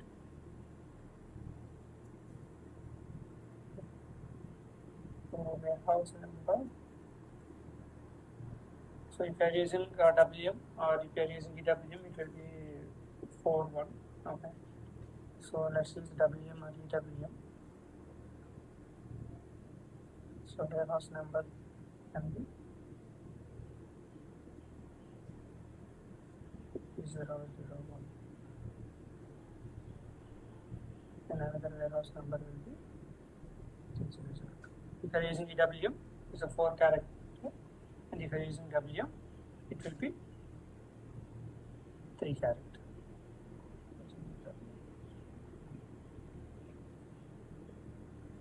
So now we put it all these data, and now how you need to derive your practice. So let's take an example. You created all these things, and we have one more thing. Storage type. Storage types are the applications where you will have multiple storage types. So we cannot put that micro level now. So let me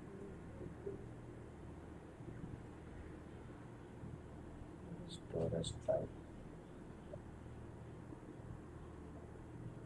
F01.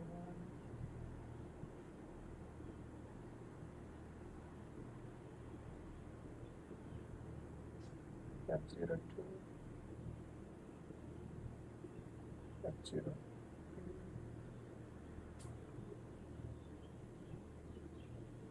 M01, M0. Based on different area, there are a lot of other parameters. If you watch our WM videos and all, we explained about segregation of these things. Okay. So I'm going to put this here. And for warehouse, let's give some color.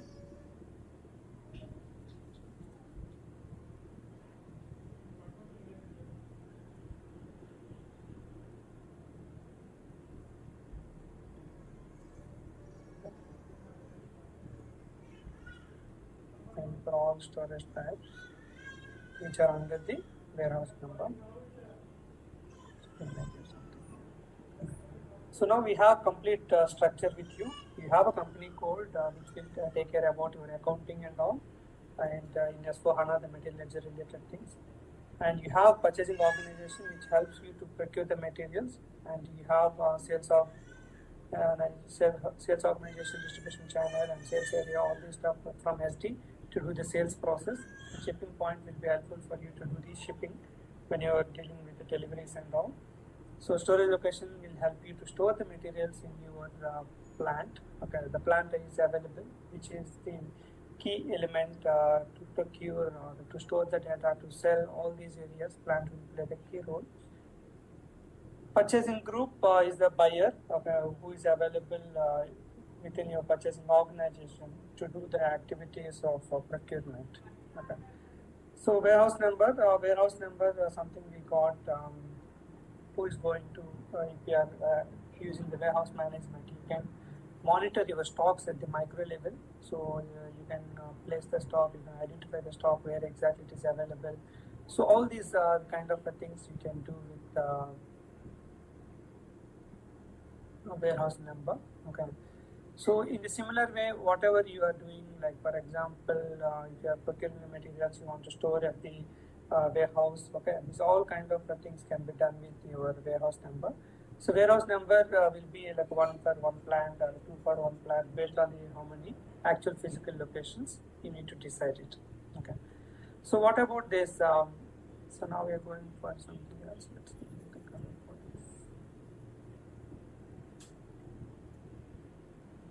So now we are to storage types. Storage types are before the master data storage bin, the storage types are the kind of a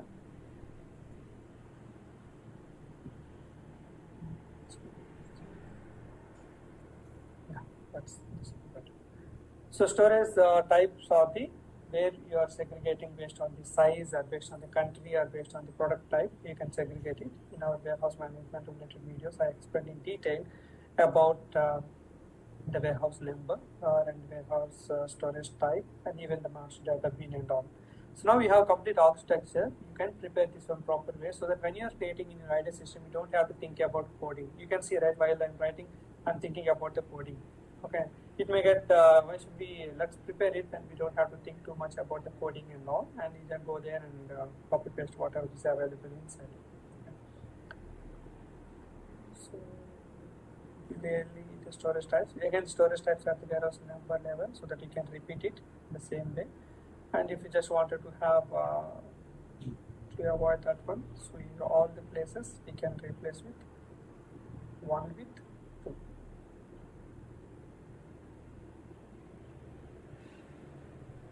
I'm just going to replace with 1 with 2. Okay. So all are replaced with 1 with 2. So next we have master data and all. In a couple of videos we explained and all those things, you know it. So I'm directly going for it. How do you make the scenarios? You list your scenarios, what you're preparing. Okay. So you can list out the scenarios, what you wanted to practice. So scenario number.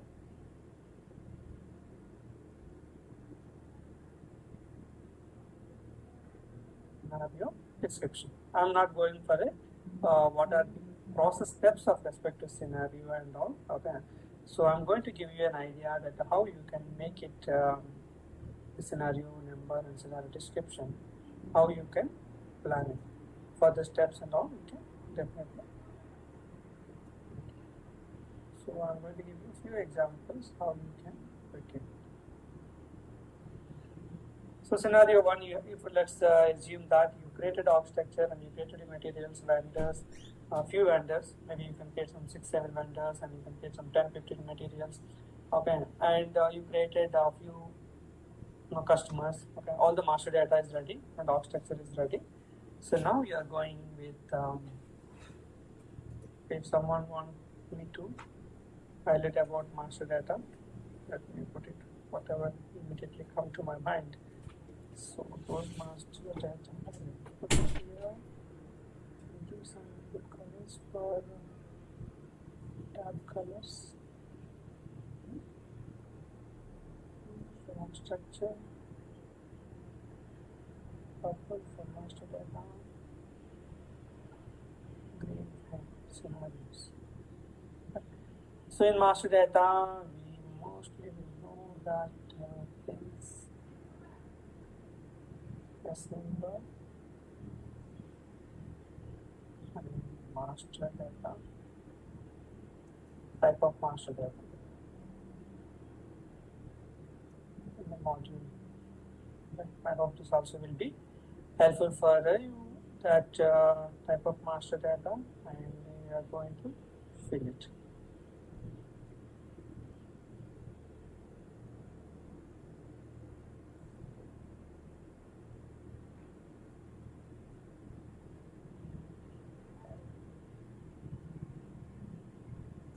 Okay, different type of master data. So let's start with finance. Okay, so whatever is quite popular only I will keep it. So, but I try to cover all of our SCM modules. Okay, let's keep it.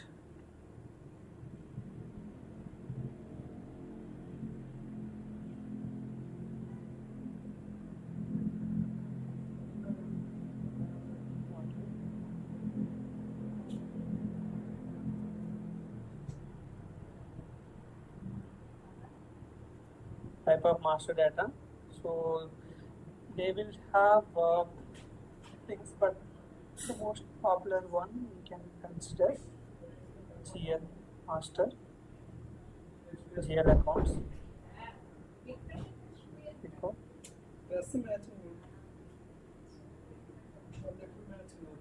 cost centers. Cost center is CO and the GL account is FI, but I am combining them into profit centers.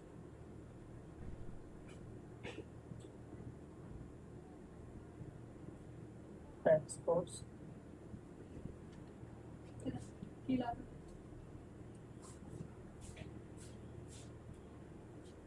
For everyone, we have a output condition records.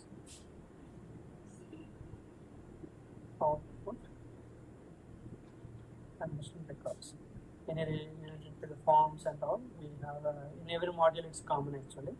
So what will I do? Output condition records, I will keep it for PICO, IMM, SD. WM doesn't have a condition records, so we will maintain directly the configuration. WM, MM, SD. So these three popular one, we can just put it. See if I come to something come to my mind, I will let you know. But yeah, let's go to our thing. SIG business. Let's go to our main material. Materials. One is MM. MM, or if we are using MDG, master data governance and all, those modules when I take care about this MDG or MDM. Materials, and now I'm going to, I have to consider both ECC and S4HANA into my mind because audience coming from the both areas. So let's put it business partner. Okay, business partner, but ideally vendors,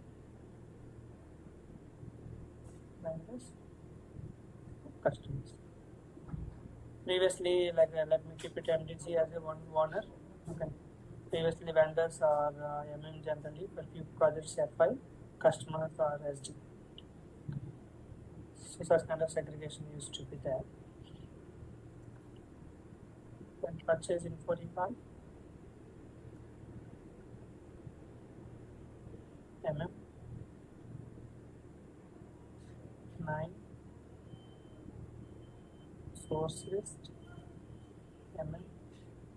I will keep MDG. If you want to keep it, all these masters also will be handled by MDG. So let me keep it at MM or MDG. Source list, and we have quota arrangement. We want to select the fixed source of supply based on the quota. Then we can put it MM or MDG. Customer info record. Slash it says see. Okay. Because mostly the pricing condition records are down into that. So we call STR MDC. And pricing condition records. This is available in both the modules MM and SD. Again, MDs also can take care. So pricing condition records. See, all these masters are required for you to run any kind of a business process. Service master, mostly these recent projects I'm not using service center sheet. Mostly we go with the text PO, where the PO account assessment category and the text will be given. But anyway, we have one master called service master. So I just put it service master and storage bin. Storage bin, WM or EWM.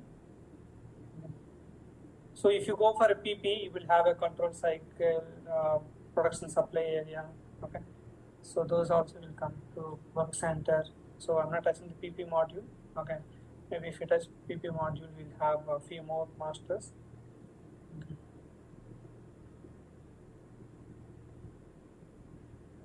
So let's touch it at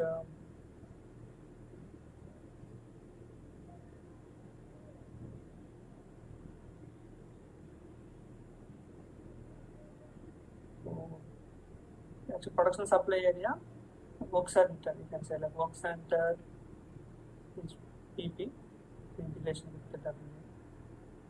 Production supply area also PP ownership, but it has linked with W2.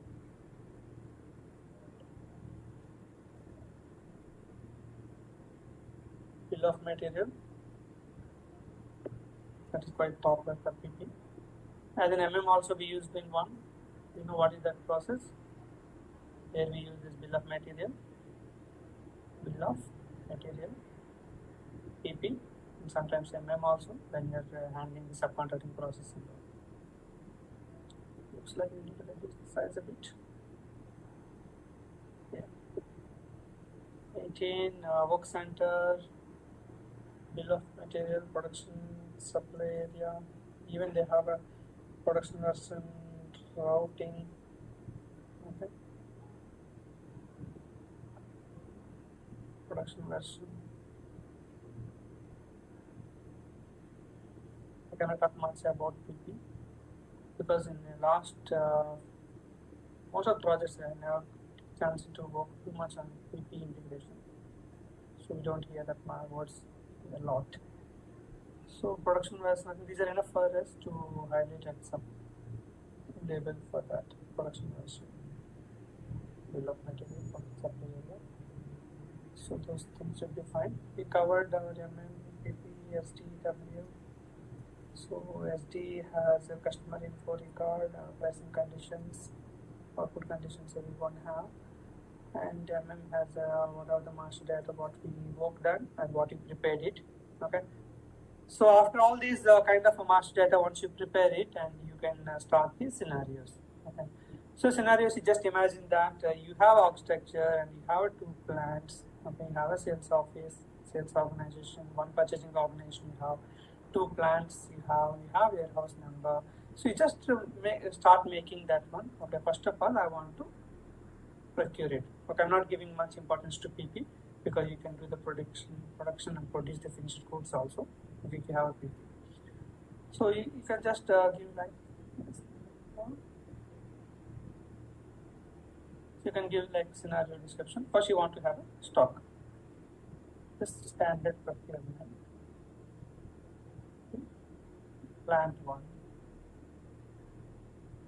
From a vendor. Just the standard procurement, order and get the materials. Receive, you got a stock. Then stock transport order to plant 2. Now plant 1. So stock transport order process to move the stock to plant 2 from plant 1, because plant 2 is not procuring, so plant 1 has 100 pieces. You can move some 20 pieces to plant 2 by using stock transport. So now you have a stock, so you can run a sales process, sales order, one delivery, then you have WM, then WM, EW, whatever you have, then issue the goods to the customer. You can do the sales process. To sell the goods to customer. Now we have some more stock, 80 pieces of stock we have, 10 pieces you are selling, 20 pieces you are transfer to the other plant. So we have 70 pieces. What can you do 70 pieces with that stock? Maybe goods issue or cost center. You can do an inventory process just to do the issue some three pieces of goods. Something. One damage is there. Then you can do the process of goods issue for scrapping. We have some more stock. Transfer posting from RM01 to maybe DM01. Damaged good you can transfer. That we can others faulty location you can keep it under monitoring.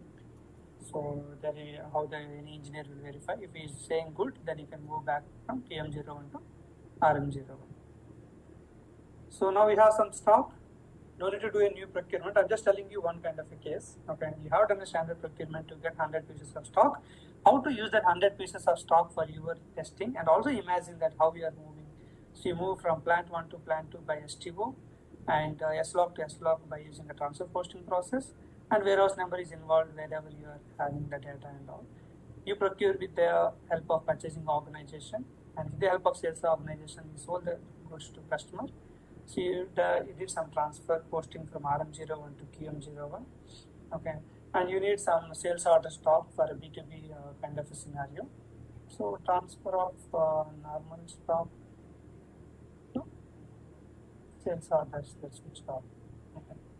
So you can use this one, normal stock to sales order stock.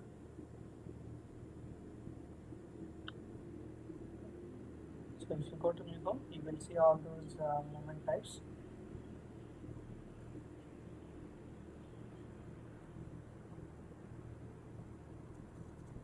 Transfer posting,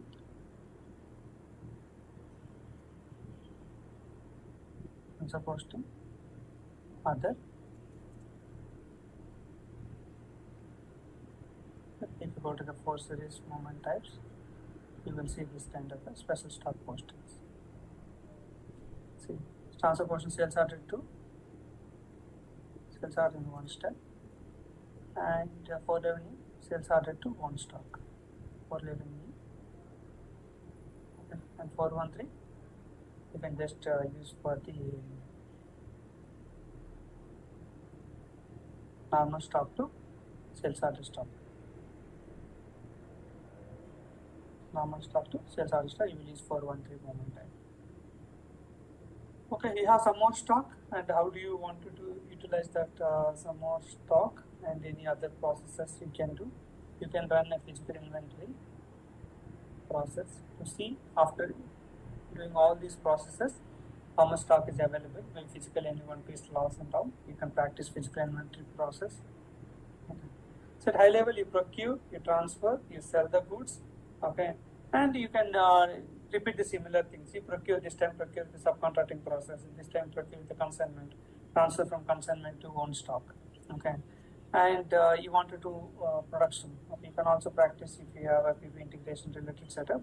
You can do a end-to-end production process.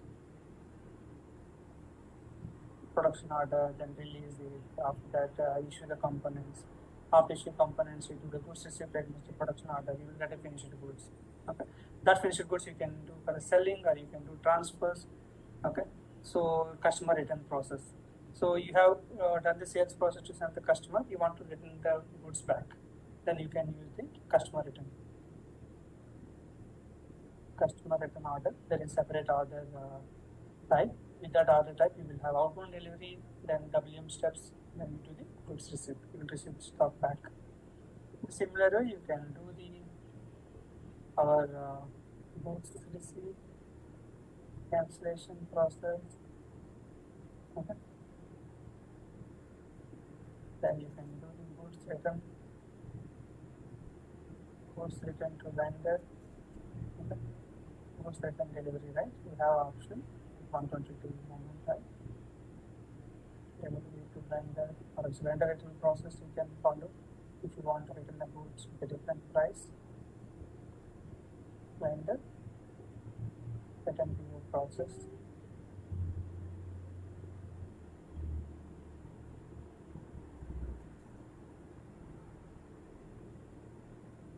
Multiple special procurements, special procurements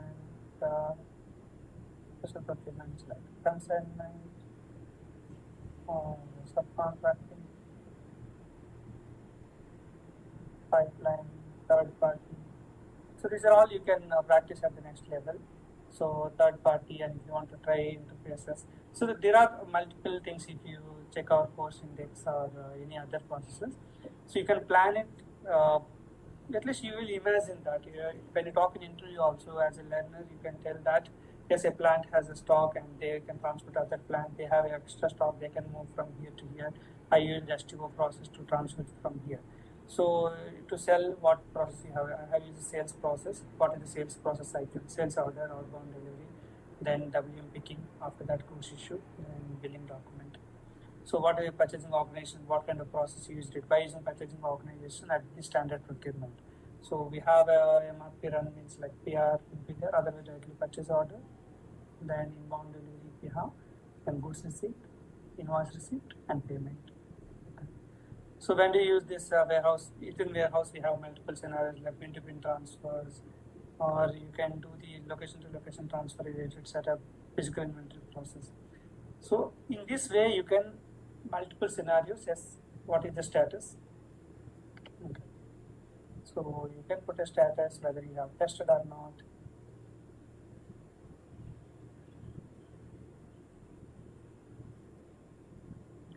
So you can put it status tested without errors, tested with error, and error details also you can mention. If you have a mentor or trainer, whoever, you can ask for what kind of error it is. Okay, so those details and all you can put it here.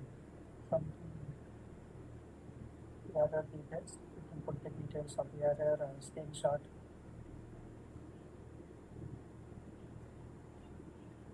TBD means to be tested. You have not done few things. TBD. Tested with errors.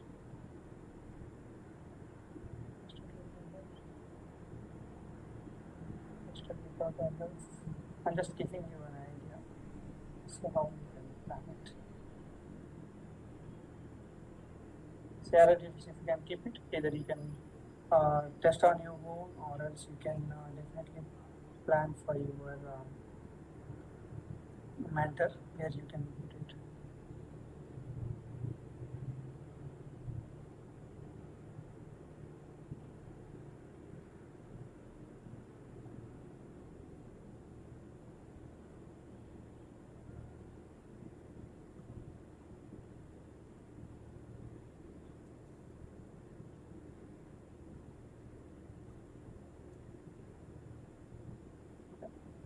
So by using this option, you can conditional formatting text that containing. So tested without errors. I'm going to give a dark green. So TBD and conditional formatting text that contains TBD.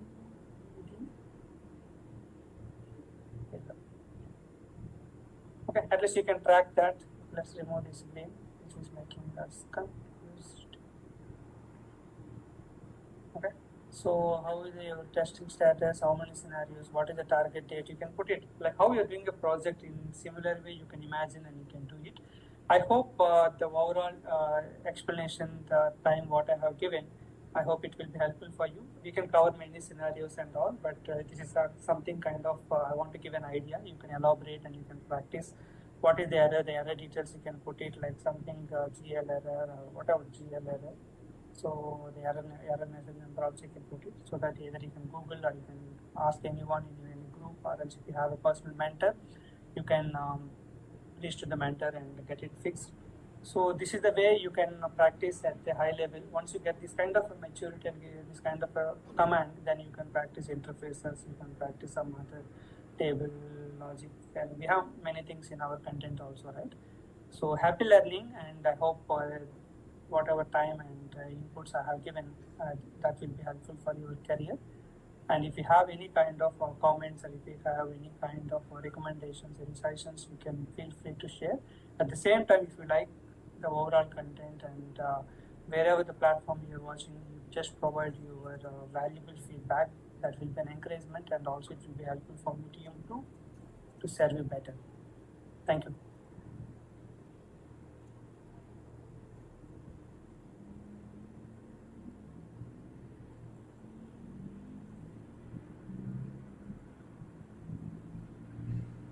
Examples for BAPI, BADI, and the function modules.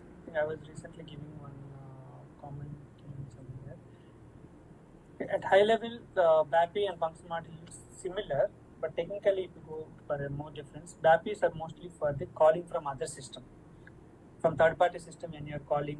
Okay, so those kind of things, BAPI will have a more compatibility for calling from third-party system and all. Function modules are more into within SAP system or widely used for doing transactions. For example, /n SC37. Okay, so we like a BAPI, PO change. Yeah, actually, I have seen your video on the purchasing view display. For the So both we use SC37, and the same way in the BAPI transaction also there actually. BAPI. Oh, okay. There is it's a transaction code, BAPI. Yeah, BAPI itself has its own transaction code also. So technically, if you go there at high level, BAPI is mainly for used for calling from third-party system and all. Function module within SAP system, you are running something, then function module. So the technical things I have seen. But as a consultant, when working in these many years, I was working, right? I see both are similar time, but the same transaction you can execute it and all. So if you go to our logistics general, okay, logistics general, also we have material management, purchasing, purchase order, okay, change, see, function module. So BAPI is at high level inside function module only. So many people ask me that difference. So I also like. That is also one of my questions. Yeah, actually, that's why we can say technically at high level, BAPI and function modules are similar. But as my knowledge, that BAPIs are designed to call from third-party system. Okay, like the function modules are mostly within the system. And sometimes when you see that one, BAPI itself a function module. This is a live example we can see here. Okay, so BAPI itself has a function module inside. This is the function. So if we want to check function modules for the purchase order and all, this is the way, like how you open now. This is the BAPI verification. You can check for the like this. Okay, function module we can search same way. You're also getting this is one way, and another one is go to SC37 and you don't know anything about so star PO star create. Okay, then click F4.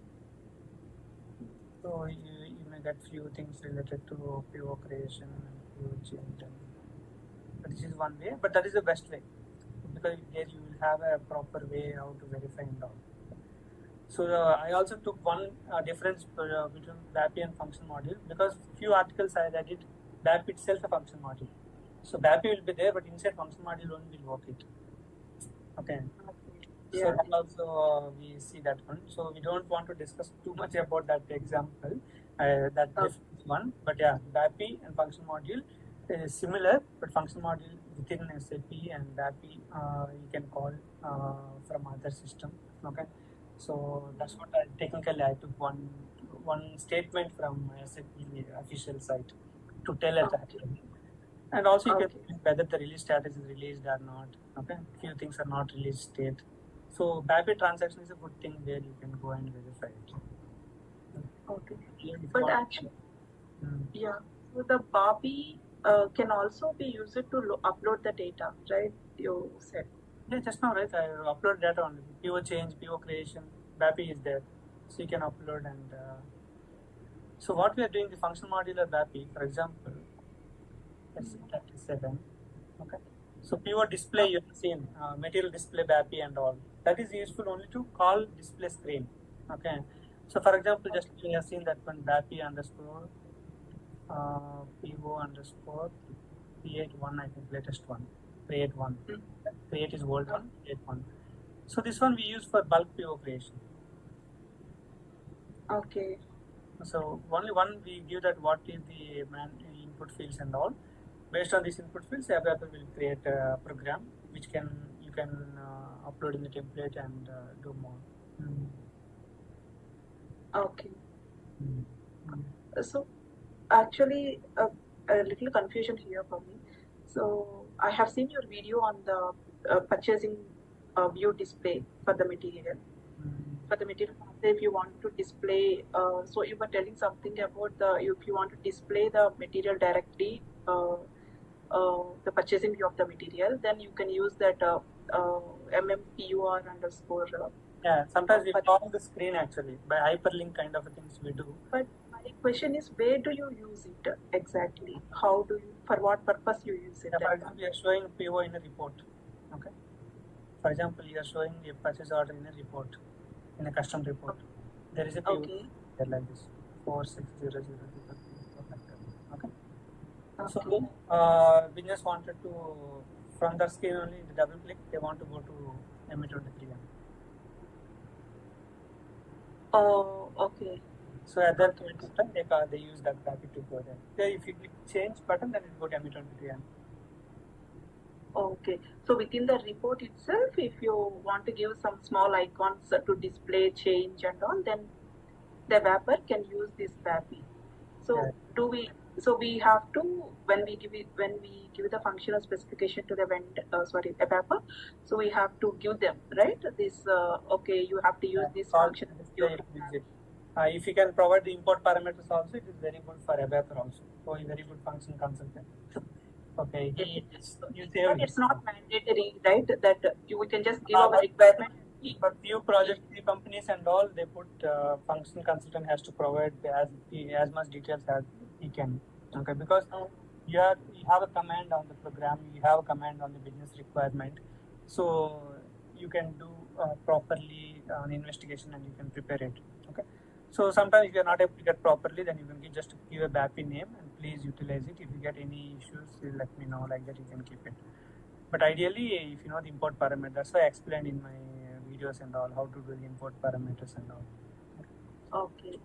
So BAPI to display the screen, to create the screen, to change. Okay.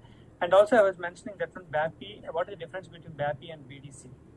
Okay, BDC or LSNW recording method. Even LSNW also has BAPI method. I hope you would have seen my BAPI and BDC report methods, right? LSNW. So I made a video on what is the IDOC method and BAPI method. Little similar actually, method and IDOC method. I have videos, I think you would have gone through it. So these things, when you use it, it looks similar. Without ABAP also we can do few big things, okay, without ABAP. But only difference is, in case of ABAP BAPI program, you can get a customized transaction. Like get something like ZMM underscore PO, like something. You can get T code. Once you got the T code, you will have upload file template, upload and execute, it will be created. Okay, if you are doing this BAPI one, the user has to come here and execute it and then go for 5-6 steps and all. So many companies LSNW access will not be given to the users, okay, because inside it may access to other things. Users also will feel that I have to run 7-8 steps, specify upload and all. So we go for this custom transaction. But if you want to do something for the data migration, cutover and all, without ABAP you want to handle, you can utilize this BAPI method. If you have not seen my video on that course, I think it is available on Udemy in generic course for SAP consultants and all. I can send the link, you can go through that. Okay. So that's the thing, like BAPI can be used for bulk creation and also the display. Now in HANA, LTMC has come already, right? So even I add that LTMC also is going to absolute, they are introducing something little different and all. But LSNW is still being used by a few of my students and all who are working on what you call S4 HANA. They're still using LSNW also. Okay, this is the LTMC one. That's why LTMC I was whether to make the video or not. That's what I was start with your data, without your data. So compared to LSMW, LTMC is I think quite straightforward and easy to do. LTMC. LTMC. But even that I read the article that LTMs also may not be available for much time. So we need to see that how.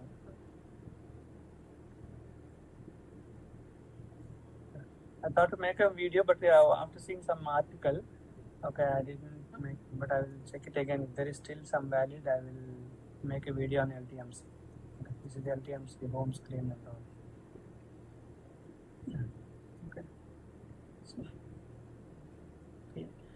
So you got idea about the BAPI, right? Coming to BADI, next question, BADI, right? BADIs are enhancements actually. If you go to SPRO, okay, and then let's go to material management, go to purchasing. Okay, everywhere you see some BADIs, yeah, business add-ins in purchasing. Okay, so as a functional consultant, you just know that what all available standard. So, for example, what you do, purchasing. So change of field control. Okay. So or else let's take anything. Release, creation of scheduling element, enrich ALU output tables and reporting commitment plan, enhancement of flexible workflow. SAP has given certain kind of additional add-ins, right? Okay. So if you have some kind of client requirement, you are writing an FS for that, then the ABAPer will not make something from the ground level. He will not do the product development completely, right? First of all, he will verify either any SAP standard baddies are available. Okay.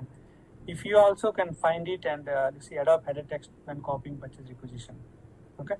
So you want that functionality, if you can give, I think this may be helpful. Please check this one. Maybe you can take SPR or screenshot and put it in your FS so that he will go through if he doesn't know.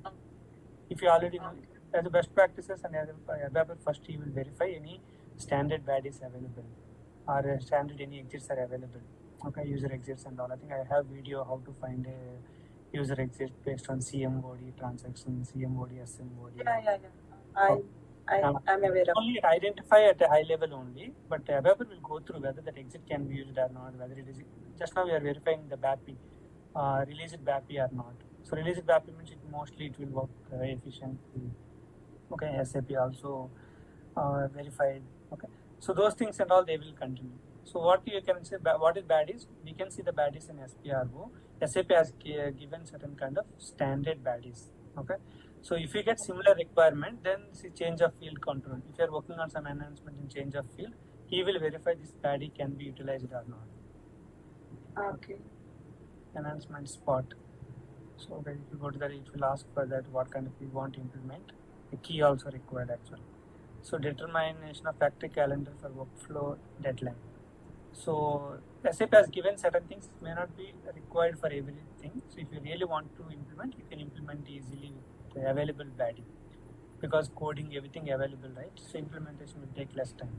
Otherwise, he has to write the coding from the ground level. If a developer didn't do proper analysis or is a consultant also didn't do proper analysis, they will do everything what SAP has already done.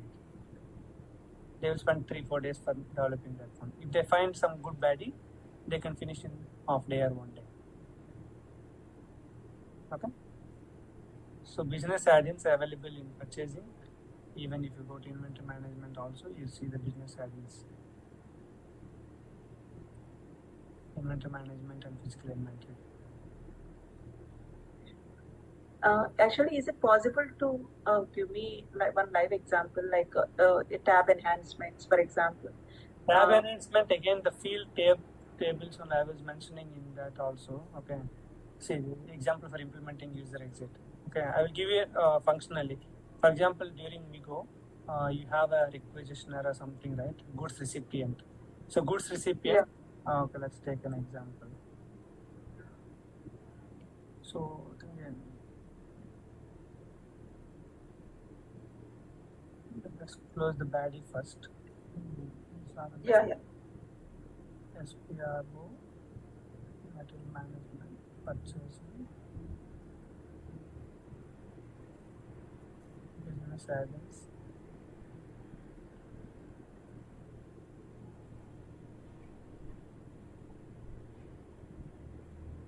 processing options for contract defined for the processing of external yearly output tables for reporting.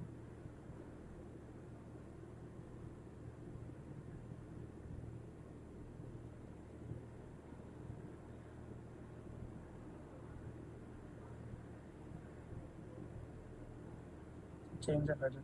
You can use this business add-in to modify messages based on the field values in purchase requisition in document header level.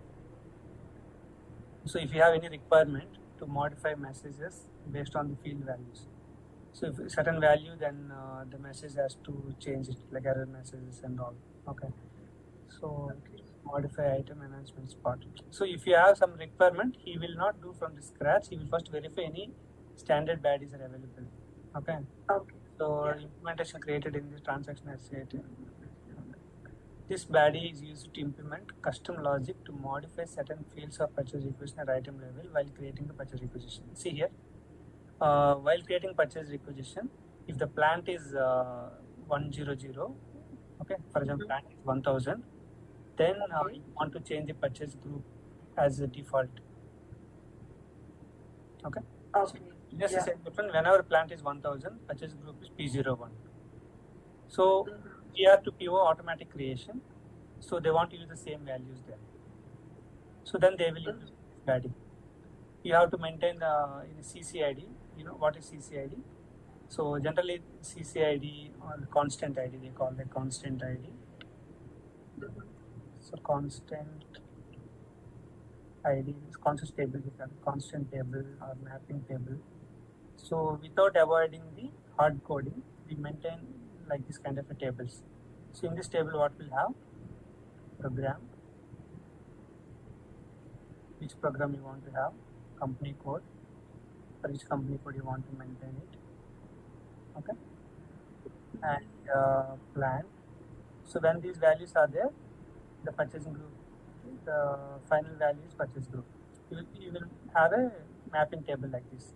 Okay. With this mapping table, you will prepare the program. So this is the, I think if you keep it Excel sheet, it is better to understand.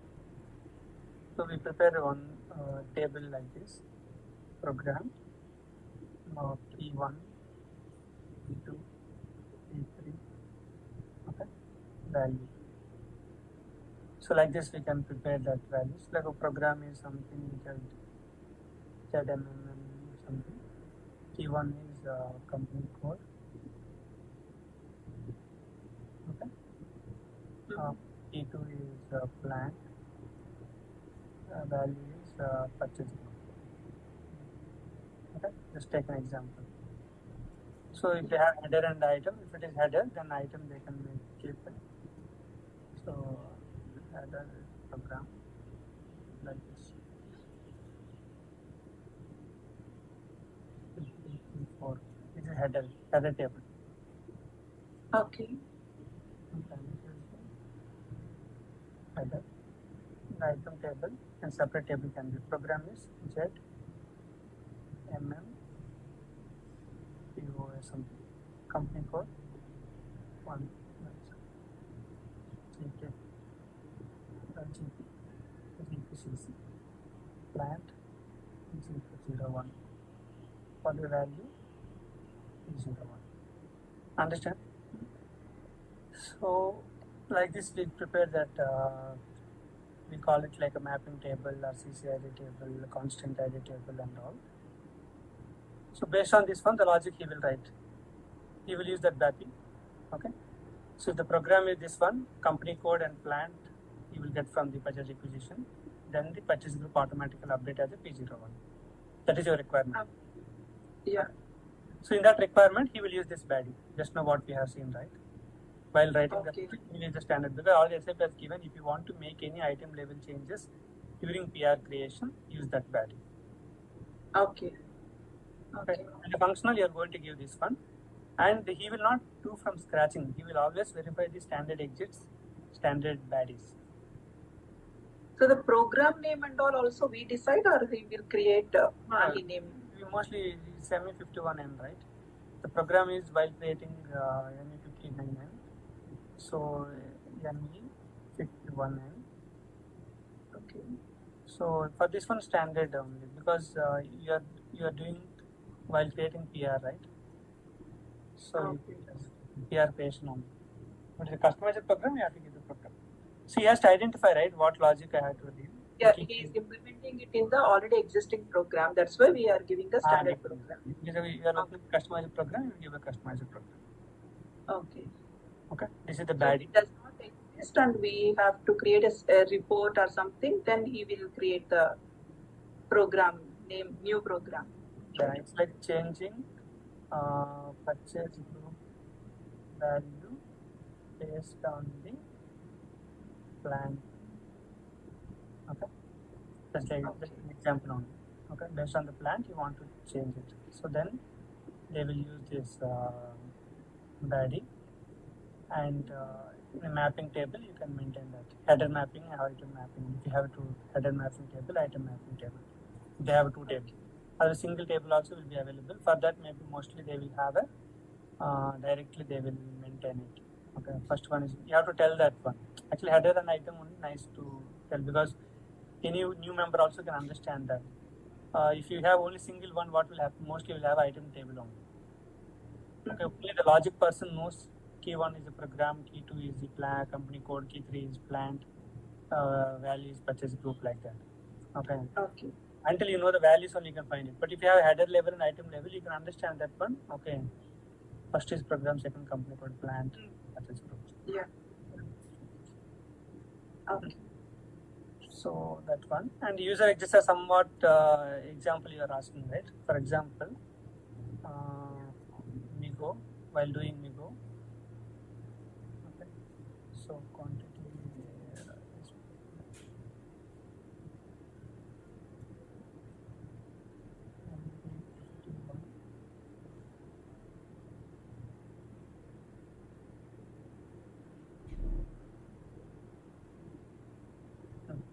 so similar kind of example only.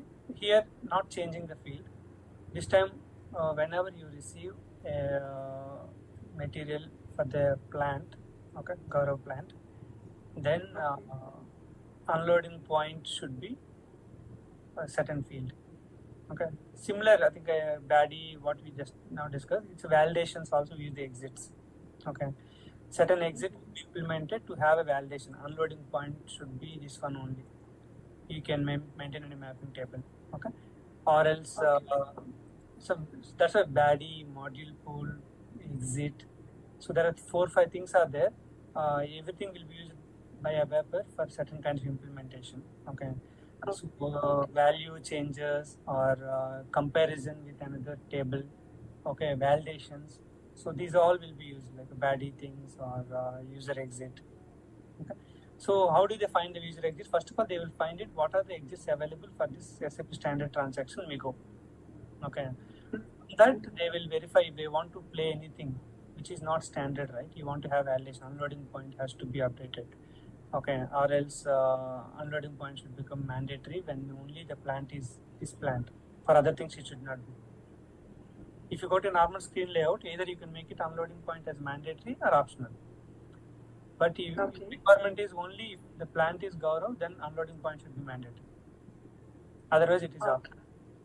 Then you so can you say that based on your requirement, the developer will decide whether he has to use the user exit or baddie? User exit or baddie. I think I'll give you a few words like user exit, validations, updating some field, or comparison of a few fields. Okay, so compare the table and decide it. Baddie. Okay. The module pool also will be used when you are doing the tab enhancement, because one of the projects we implemented the tab enhancement. I gave the table and field, the length, character, data type, what fields I want, how does it look like, which tab, and all I have given. Even I have given in the development video also.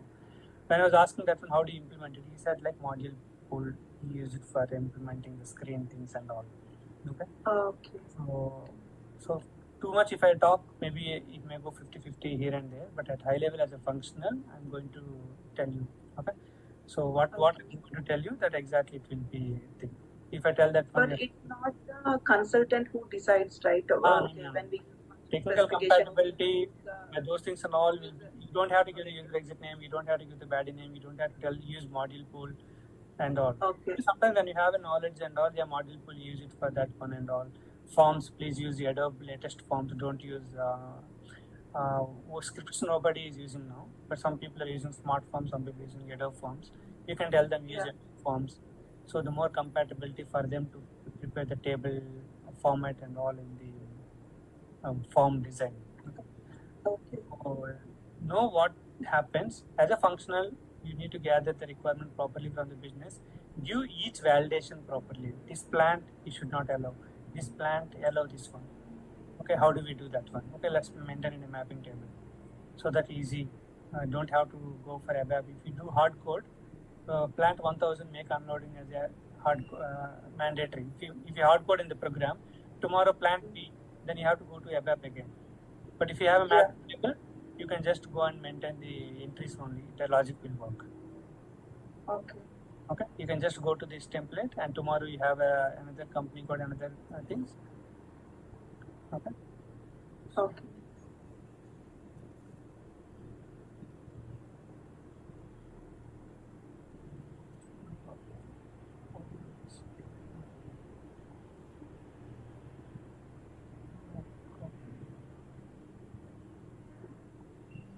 Okay, tomorrow if you want to have a same logic for another one, then company GPCC, plant GP02, P02.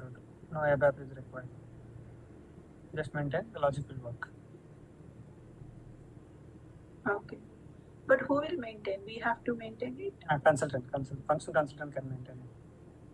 Without ABAP, we can just maintain, because you should have a table, SM30, or if you have a transaction for that, you can go and maintain. That's the benefit of this mapping table.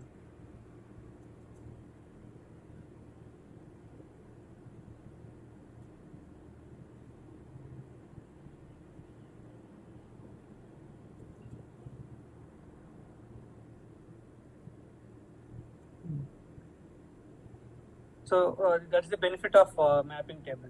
Okay, so you can maintain the logic will directly will work it. Otherwise, every time ABAP the logic you have to hard code is we should avoid. Almost we should avoid it always. Not a maximum. So, section do we use to implement this? For example, if we create SM30, so you use SM30 to maintain it. But if SM30 has a restriction in few of the companies, you ask them to create one transaction code. So with the transaction code, you can go and maintain it. Because SM30 access will be avoided by in production for consultants most of the cases.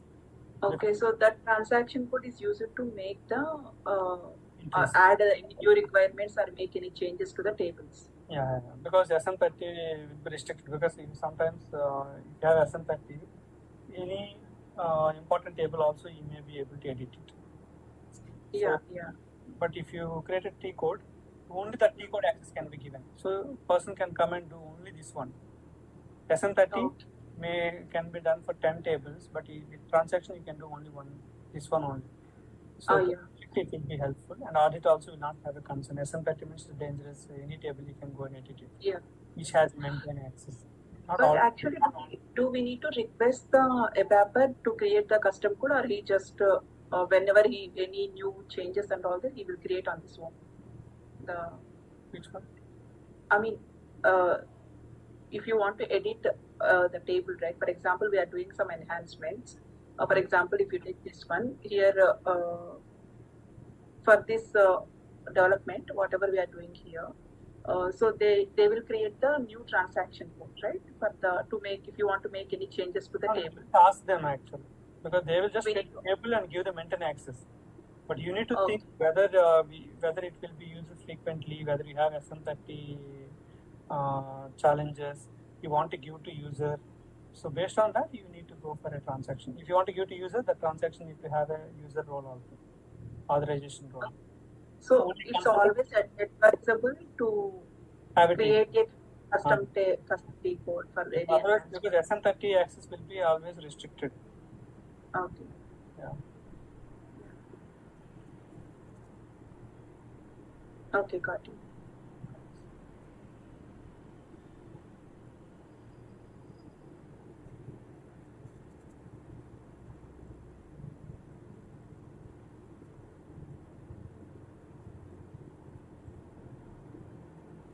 of people who have the testing knowledge.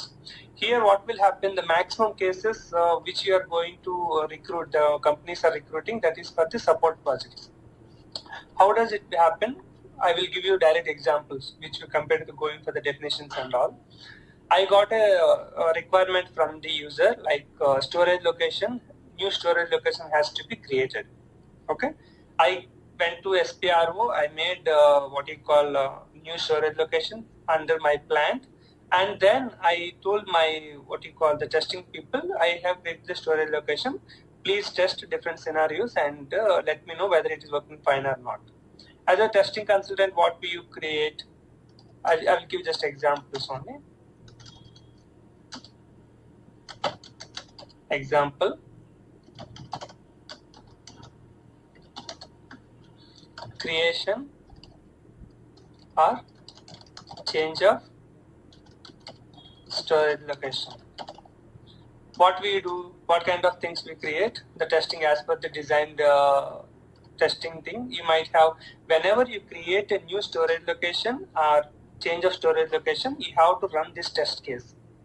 Okay, that design was predefined by your support model and all. What kind of testing you supposed to do?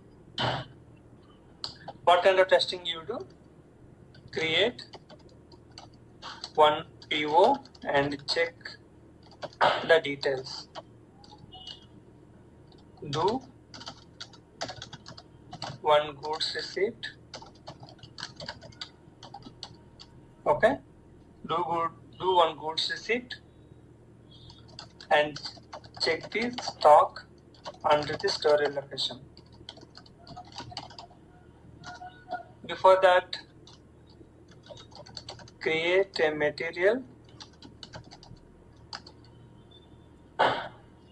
under the storage location. It means we will create a material by extending the plant data storage one that we use, right? If we extend, that material will be available for the storage location also. The table wise we see in the MERD table and all, that we will discuss in the next. And what we do, transfer posting of stock from old storage location to new storage location, and vice versa. So the same thing also we will do that, and also new to old storage location. Okay, these kind of activities we perform. These kind of activities we perform in the system. Okay. And also, for example, if it is a storage location address kind of changes, then we'll do like the activities like address. For example, you have updated the storage location address, then we'll see that address is visible. New storage location address is visible in PO print. New storage location address is visible in goods receipt slip, etc. By using etc., you might have some other developments where the storage location address is used. These all testings they will design. See, whenever you make one changes, you have to perform these test cases. Then only you will tell that respective storage location has created successfully without any issues. And then when you are working with that storage location in production system for your scenarios, there will not be any issues. Okay, I have given with my experience these kind of points. One testing team will take 1 or 2 days for that activities and all. They will say like testing in this testing successful. Success, they will give the result and then they will send to the support person. Then support person will take, yeah, testing is successful, then he will move to quality system. Maybe that they ask for the plan, maybe this testing might be planned in quality system only, generally quality system. Once the development is done, he will verify everything is fine, then he will move to quality and ask testing team to perform it. Once testing team has completed it is successful, then he will ask user to test. User also will verify all the details. Once user has given a confirmation like yes, the storage location is fine for us, the address, and it is working fine for all the activities, please go ahead. Then he will move that storage location configuration respective transport request to production system. In this, whatever all these activities will be done by testing consultant, and only going to SPRO and maintain storage location will be done by that respective support consultant. Many of the projects, the configuration and also the testing will be done by same consultant. But certain projects, they will keep a separate team for testing activities. This is one example I have given. Like that, you can give different examples like to maintain new reason for movement type, or you have done some changes to the screen layout of the purchase order. Otherwise, you have made some changes to the program. You have made some changes to the report. Okay, any these kind of any changes if you do, the respective testing team will do the activities. Okay, these are the heads up. Now coming to the troubleshooting in testing.